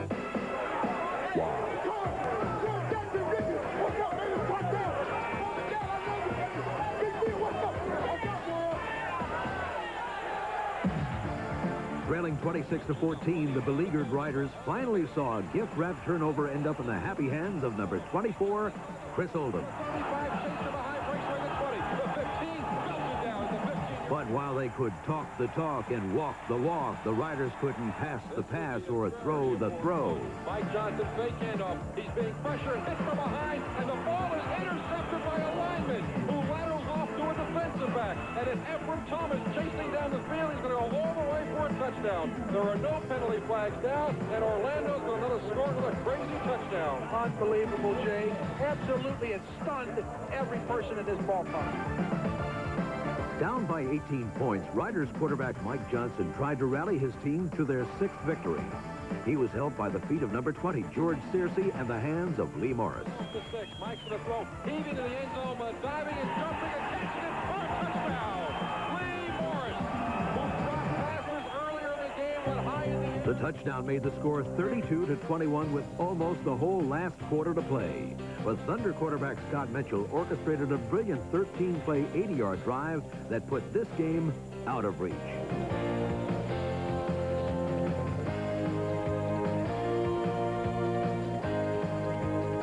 Hey, Sauer! You want to get tired on me? You got tired on me? Move! Play! You're going to score right now! Score! Touchdown! Darryl Clack's touchdown iced the game for the Thunder as they vaulted to a 6-1 record, while these lowriders fell to 5-2.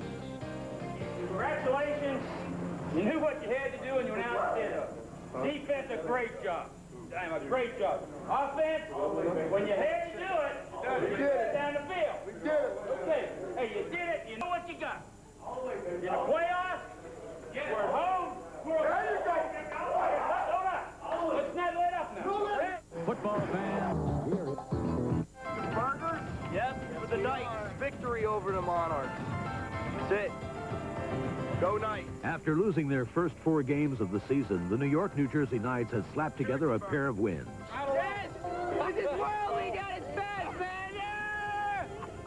World League #1. There would be no more horsing around for this team. They were on a mission. And if you don't believe me, let's go straight to the horse's mouth. Okay, you know the whole deal with relation to letting, you know how important it is. We've had a good week of practice. This is a culmination. Keep the consistency going the entire ball game. 60-plus minutes. 60 minutes. I hope it ain't plus. You might as well call me Ed Bradley today, man. Ed Bradley and Richard Carey are both in the spotlight for 60 minutes each Sunday. But while Bradley hosts a talk show, Got on my antennas, baby. Got on my antennas. Carey is a talking show. You talking today, baby? George Trouble.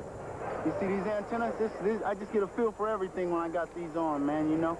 So you keep that camera where it is, because I'm going to be bringing the pure noise tonight. It ain't bragging if you can back it up, so they say. And on the first series of the game, antenna-man picked up and picked off a Stan Gelbaugh pass to set up a field goal.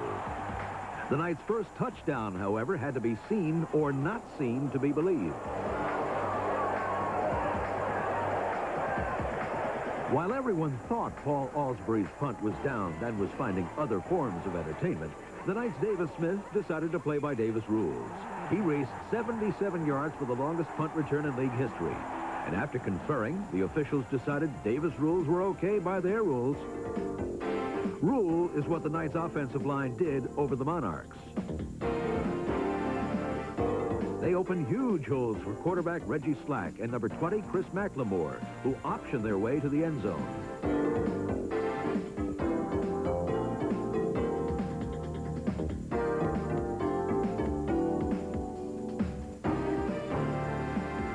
McLemore's 9-yard score gave the Knights a comfortable 17-0 lead. And with New York, New Jersey constantly kicking off to London, all-World League quicker picker-upper Tony the T-Man was able to turn in the finest performance of his stellar career.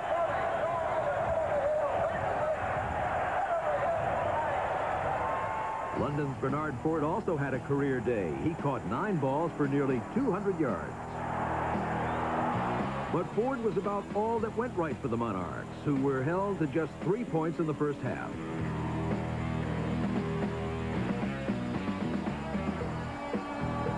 The Knights took a 17-3 lead to the locker room, but then things started to get real scary.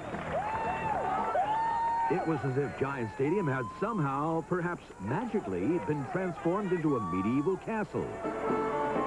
There had been a battle between Knights and Monarchs in the first half.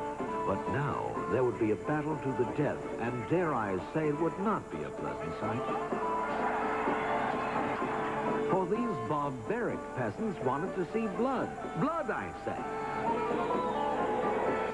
These two combatants performed in a most worthy manner, but it was the Black Knight, naturally, who delivered the fatal blow, which brought much joy to the lords and ladies. While the Black Knight made haste and rode off into the sunset, his white horse made waste, which kept the medieval sanitation engineers quite busy before the start of the third quarter. In that third quarter, Philander Newton came on a safety blitz to set up a Knights touchdown.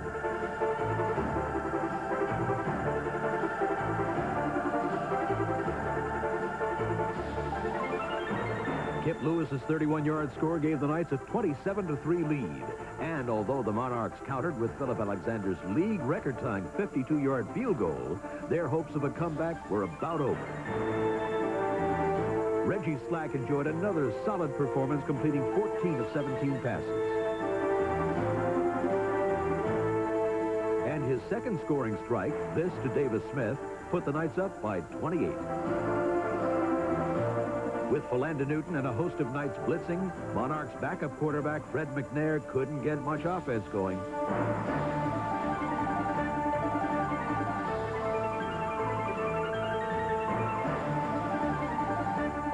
McNair finally managed to find Bernard Ford deep to set up London's only touchdown.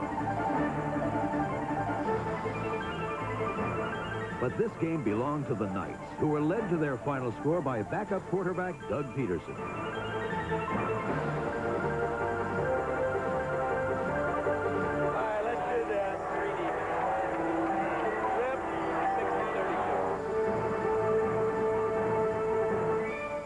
New York, New Jersey had never beaten London in 4 tries. But with Davis Smith scoring 3 times, the Knights were able to improve to 3-4. I told you I was going for 3. Just get 3. I told you I was going for 3. Who said the little guys couldn't score? I don't know. They don't want to do the playoffs, but I'm telling you, we real. We real. I'm telling you, we real. How does it feel? Hey, that was a great job. A great job in offense, defense, special teams. That was a total contribution. Everyone played their butt off. We had a lot of great things happen. Sacks, got turnovers, touchdowns, all the things you're supposed to do. I thought one guy that gave us some great spark was the little fella.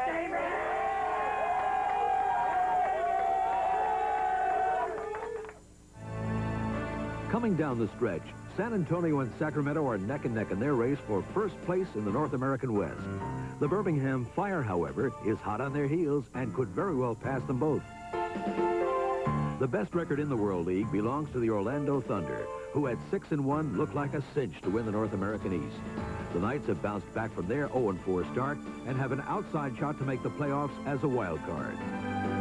In Europe, the Dragons failed to clinch their division last Saturday, but only need 1 win in the next 3 weeks to do it. It looks like Frankfurt and London will be staying home to watch the World Bowl.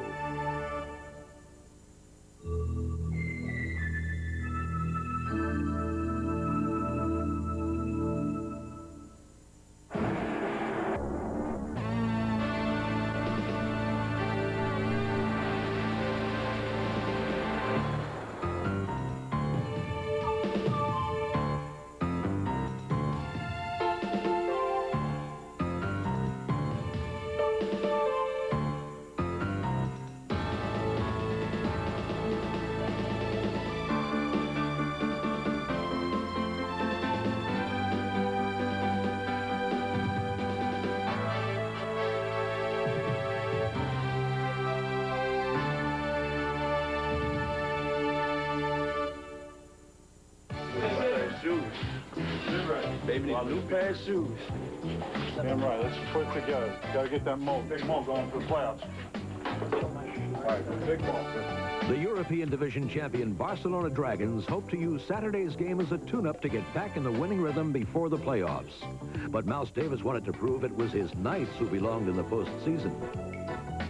This team is definitely going to the playoffs. We may or may not be. We want to make sure that everyone understands that we are the best football team, that we are ready for the playoffs, and we do that by going out and playing. Come on, Richard Carey! Come on, Mouthpiece! The Knights were long shots to make the playoffs, but they weren't about to be sold short on Saturday. Check me out. I got on my antennas. I'm strapped up, and I'm going to be bringing tonight!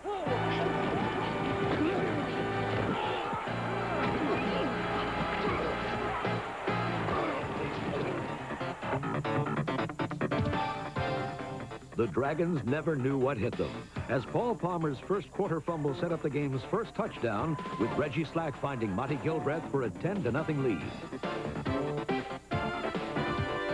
Gilbreath's score was just the beginning of what turned into a laugher, and the Knights showed they weren't just clowning around with their guests as they found the end zone every way possible.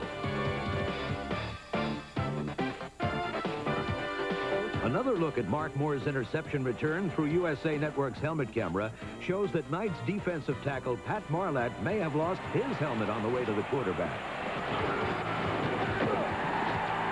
But his pressure was enough to force the errant throw by the Dragons' Scott Ernie.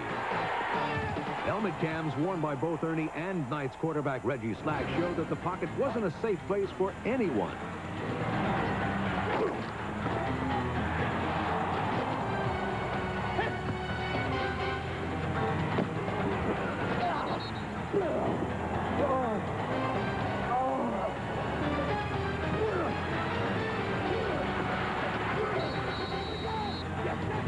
Each defense celebrated 5 sacks on the night. Every time we just score, we got to take the right down score every time. We just got to play. Let's get our head in. I can't believe we got any problem there.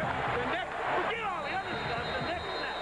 That's it. That's all. Forget the next snap. Reggie Slack soon discovered that it was best to leave the pocket behind, and his 47 yards on the ground made him the game's leading rusher.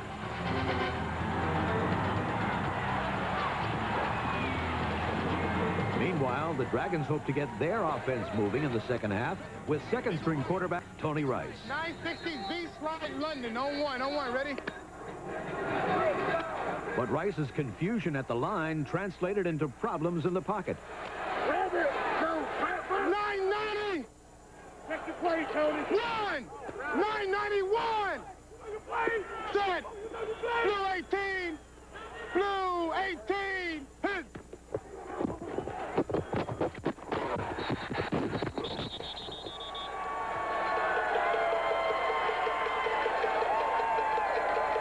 Hey, it wasn't your fault on that sack, man. It was my fault on that.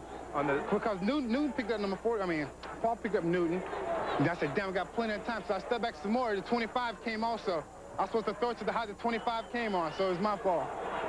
With the Dragons grounded, the Knights continued to soar as Davis Smith's 78-yard punt return pushed the lead to 26-0.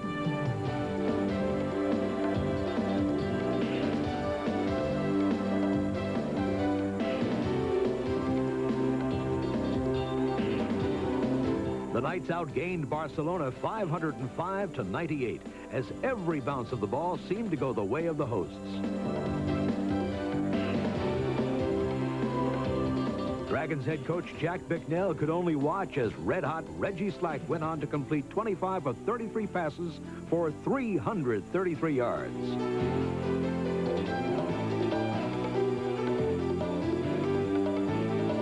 Andre Alexander's score made it 33-0, and with the game turned into a blowout, the Knights brought in backup quarterback Doug Peterson.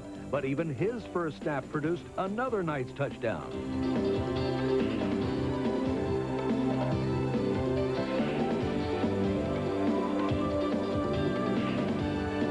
Peterson finished a perfect 6 for 6, and his second touchdown pass completed the scoring in a most impressive Knights victory.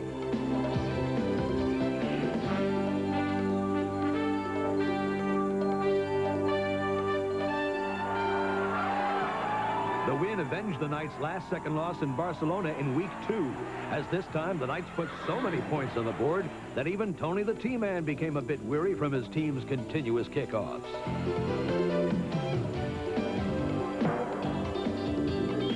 After starting 0-4, the Knights have come back to win 5 straight. And though they've been eliminated from the playoffs, they've certainly proven they can beat the best the World League has to offer. If we win the playoffs, look out, baby! The night train is a-rolling! Woo! Yeah, baby, best team in the World League right here. We just started too late. Hey, we got to have a call in. If you want the Knights to go to the playoffs, call 1-900 New York Knights. If you want Barcelona to go, call 1-900 Barcelona. They got to give up their bid tonight. 50 cents for the first minute, $1.25 for each edition. For a kid from a small town in Indiana, the site of this year's World Bowl would be the setting of a matchup between two of the league's disappointments. Let's get it up and get it off. On this day, it was the Monarchs who reigned supreme, recapturing some of the glory they earned a year ago when they were crowned kings of the World League. Stan Gelbaugh. Wide receiver Bernard Ford. 3 times in the first half, they teamed up for scores. It was the offensive part of this rout.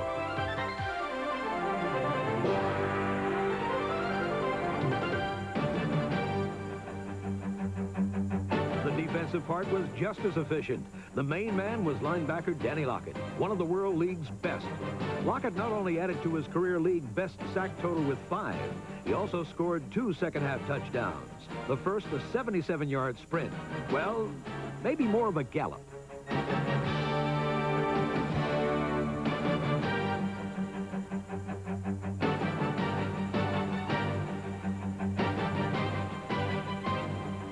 London and Montreal were both losers of 4 straight entering this contest. While the machine shut down, the Monarchs stepped up.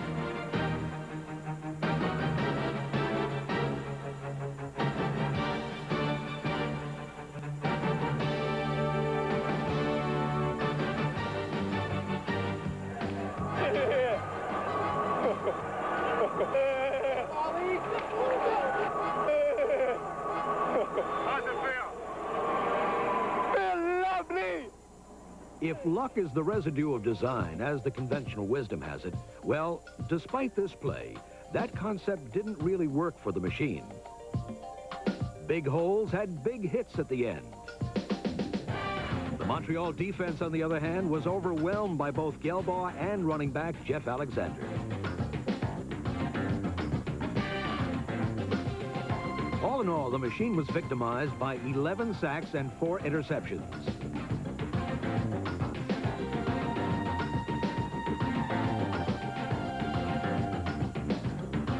Two of those interceptions went for touchdowns, the most explosive being this 87-yarder by Monarch safety Dan Grossman.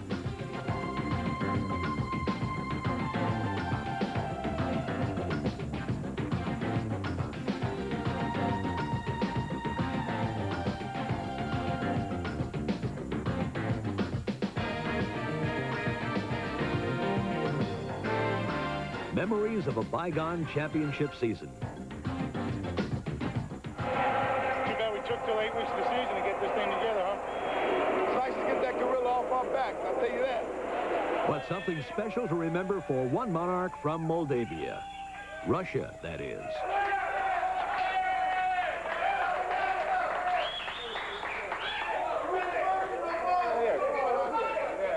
You know, this is his first World League win. It's the first time this year he got to play, and I just like to present him with the game ball. How much play good?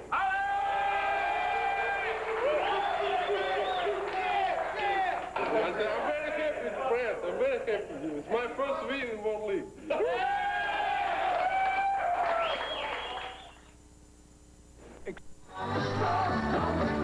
In Europe, World League game day is always a party day.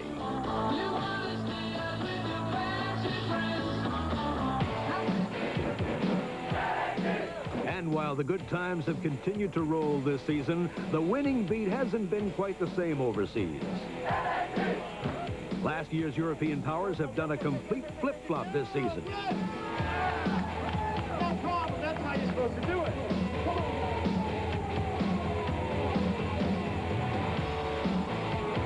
Fans in Frankfurt are certainly seeing things from a different perspective, as the Galaxy hasn't won a home game all year.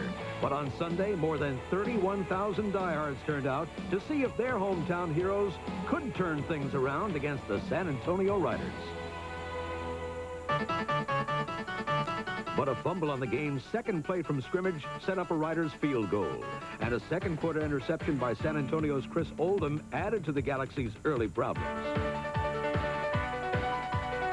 Oldham's interception set up Rider quarterback Mike Johnson to engineer an 86-yard drive to the end zone. But the Riders' first touchdown wasn't exactly playbook perfect. After holder Kent Sullivan muffed the snap on a field goal attempt, he turned a potential 3 points into a surprise 6. Ronnie Williams' score helped make Sullivan a perfect 1-for-1 passing on the day, but most of the throwing was left to the left arm of Mike Johnson, who completed 20 of 33 for 370 yards, 156 of which were covered by number 81, Darrell Colbert.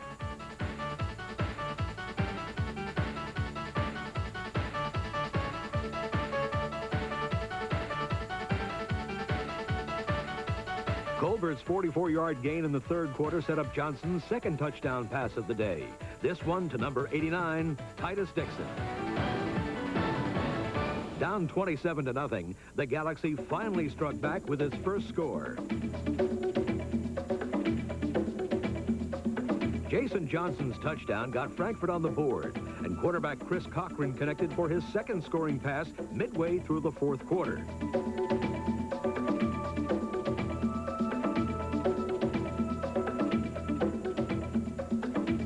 Another look at the score shows that tight end Chad Fortune may have been fortunate to get this call as he attempted to keep his feet in bounds.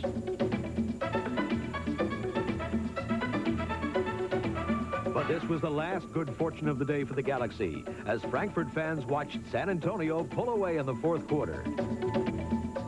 The Riders refused to be roped in overseas, as they became the first North American team to win 2 games in Europe and remain tied for first place in the tough North American West Division. Come on, baby. Come back, San Antonio. Sweep the Europeans. Sweep in Europe. Sweep the Europeans, baby. 2 in a row. Sweep over here. 2 in a row. That's what it's all about. First team to do it ever. First team to do it. First team. In the last 3 weeks, Sacramento has averaged 39 points and 440 yards a game, and David Archer has thrown 10 touchdowns. Against the visiting Ohio Glory, the league's top-rated quarterback was hoping to continue the Surge's offensive barrage. But in the first quarter of this game, the only successful assaults were made by cornerbacks. Was left. Some pursuit from behind. Lets it go on the run. The throw is intercepted. It bounced off a third player and is taken back down to the 45-yard line. Maybe changing the play. He gets away. Hill trying to run. Goes to his right. Bethune pursuing. He lets it go way downfield. It is intercepted by Sacramento at the 12. After Sacramento reclaimed the ball, Archer and company finally gave the fans the offense they'd been expecting. Ringo wide goes in motion to the left. Archer fakes a short pass, goes deep. Parker is there. Touchdown, Surge. Carl Parker's 45-yard touchdown gave the Surge a 7-0 lead. But the fans wanted more, so Archer gave it to him by getting the ball to the league's highest-scoring receiver. Quick pass, complete to Brown. Breaks the defender to the 45 to the 40. It's a race and he'll win it. 20, 15, 10, 5. Touchdown, Sacramento. After Eddie Brown's 59-yard score, Sacramento's defense took over and rolled over Ohio. Offenberg and Bethune's got him this time all the way back at the 40-yard line. Freeman coming hard, and he got a hand on him, and he brings him down. Offenberg drops back. They're in his face. They got him again. Pressure coming hard, and he is down again. Sack number 8, a new team record for the Sacramento Surge. The Surge went on to record 9 sacks, but Ohio's defense did almost as much damage with 7.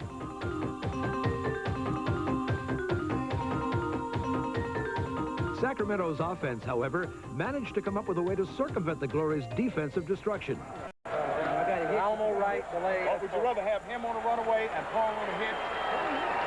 Just let him run away? Okay, that's fine. Why don't we do that? You go ahead and pick the runaway. You got the short corner. Tell Paul he's got the hit. Drop off. You got the post. The safety. All right. Delay at post. All right. Here we go. Alamo. Archer, deep middle, there's Brown again. 50, 40, 30. Nobody's even trying to catch him this time. He can walk into the end zone. He isn't there yet. He's milking it for all it's worth. Eddie Brown, another touchdown catch. This one, 74 yards. Boy, Mike Adams, when he saw Brown go by him and catch the ball, virtually stopped running, Jack. Eddie Touchdown Brown's 11th score of the season seemed to secure success for Sacramento, but the Glory were not ready to give up. The Sacramento Surge. They could have called it quits, but Ohio kept trying, and after 3 frustrating quarters, finally managed to cross the goal line. End zone pass. What a diving touchdown. What a play by Walter Wilson. Walter Wilson's 18-yard score gave the Glory hope, but what Ohio needed was 2 more touchdowns. Sacramento made sure they didn't even get 1. 3 receivers to the right, 1 motion. Fry drops back to throw. Looks into the end zone. It's batted down by Mike Sinclair. There you go. There you go. Let him get the There you go. There you go. There we go, baby. One more. We got one more to go, baby. One again. We just have one more in the season, and then we got to go to the World Bowl and win that. You know, not taking things ahead of time.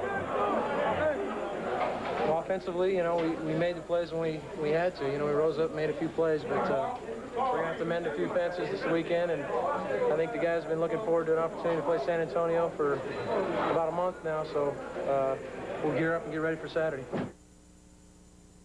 Football fans, here it comes. Sports Illustrated brings you the hard-hitting excitement of NFL football. Big OJ today. So, Cam, big OJ. Orlando and Birmingham, two of the World League's best in 1992. This matchup at Birmingham's Legion Field was especially important to the Fire. They needed a victory to remain in the wild card playoff hunt.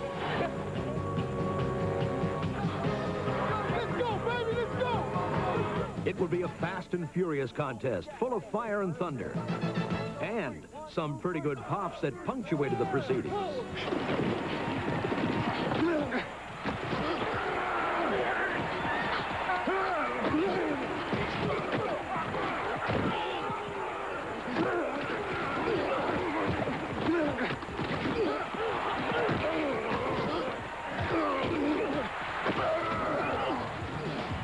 It was Birmingham that broke new ground with a running game that rolled over an Orlando defense that had shut out two of its last three opponents.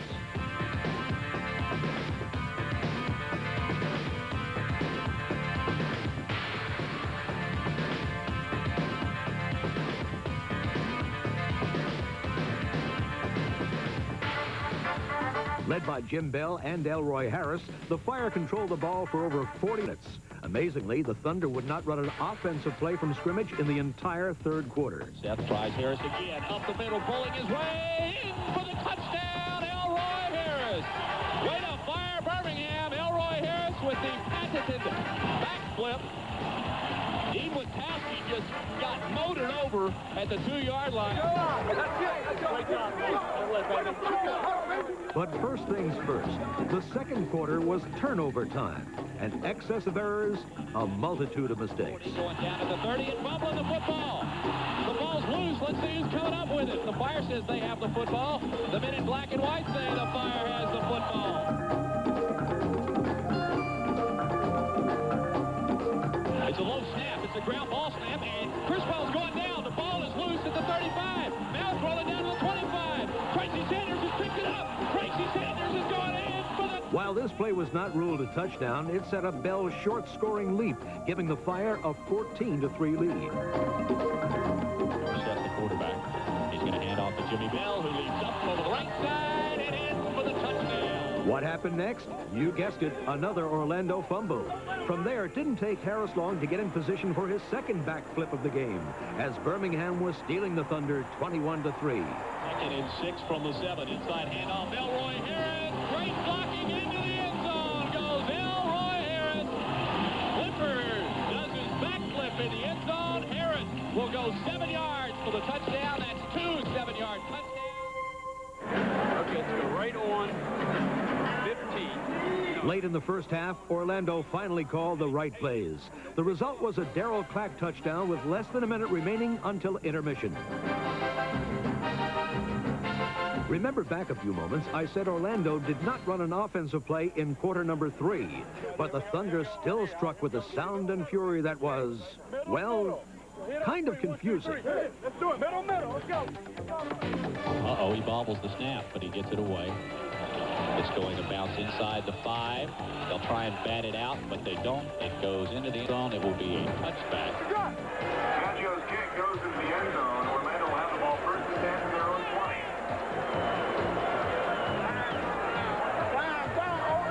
What is he doing? Let's see what Tom White has to say.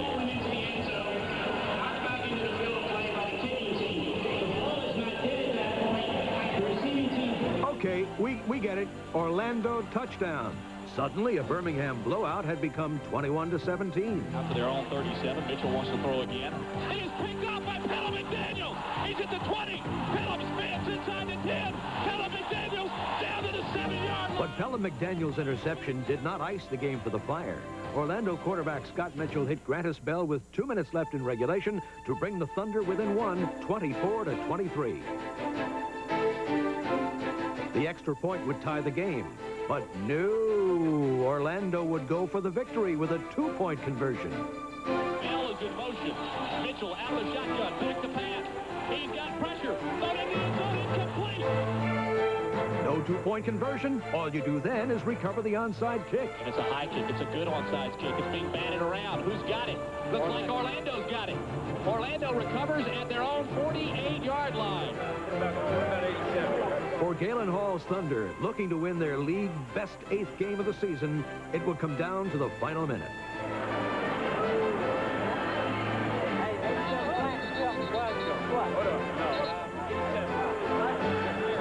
Safety blitz. Here he comes. Mitchell wants to throw. He's scrambling around. He's going down in midfield. Otis Moore. 16,000 plus on their feet for the 4th and 18. From the 47. Mitchell wants to throw. He's looking deep. He's looking into the end zone. Incomplete. Broken up by Brett Foggy outside the end zone at the 3-yard line. Was looking for Grantis Bell. I'll tell you, that's a gut check, what we just went through out there. We have a lot of emotional conflicts in the ball game because of all the ups and downs and the crazy things that went on during the course of the game. And you held your composure and fought your guts out. And the bottom line is, we got another chance. Oh, yeah. All right. San Antonio and Sacramento face off Saturday for the division title and a playoff spot. The loser could be the lone wild card team. But if the Fire beats the Glory on Sunday, Birmingham will make the playoffs instead. The Orlando Thunder will represent the North American East in the postseason, and the Barcelona Dragons will play for Europe.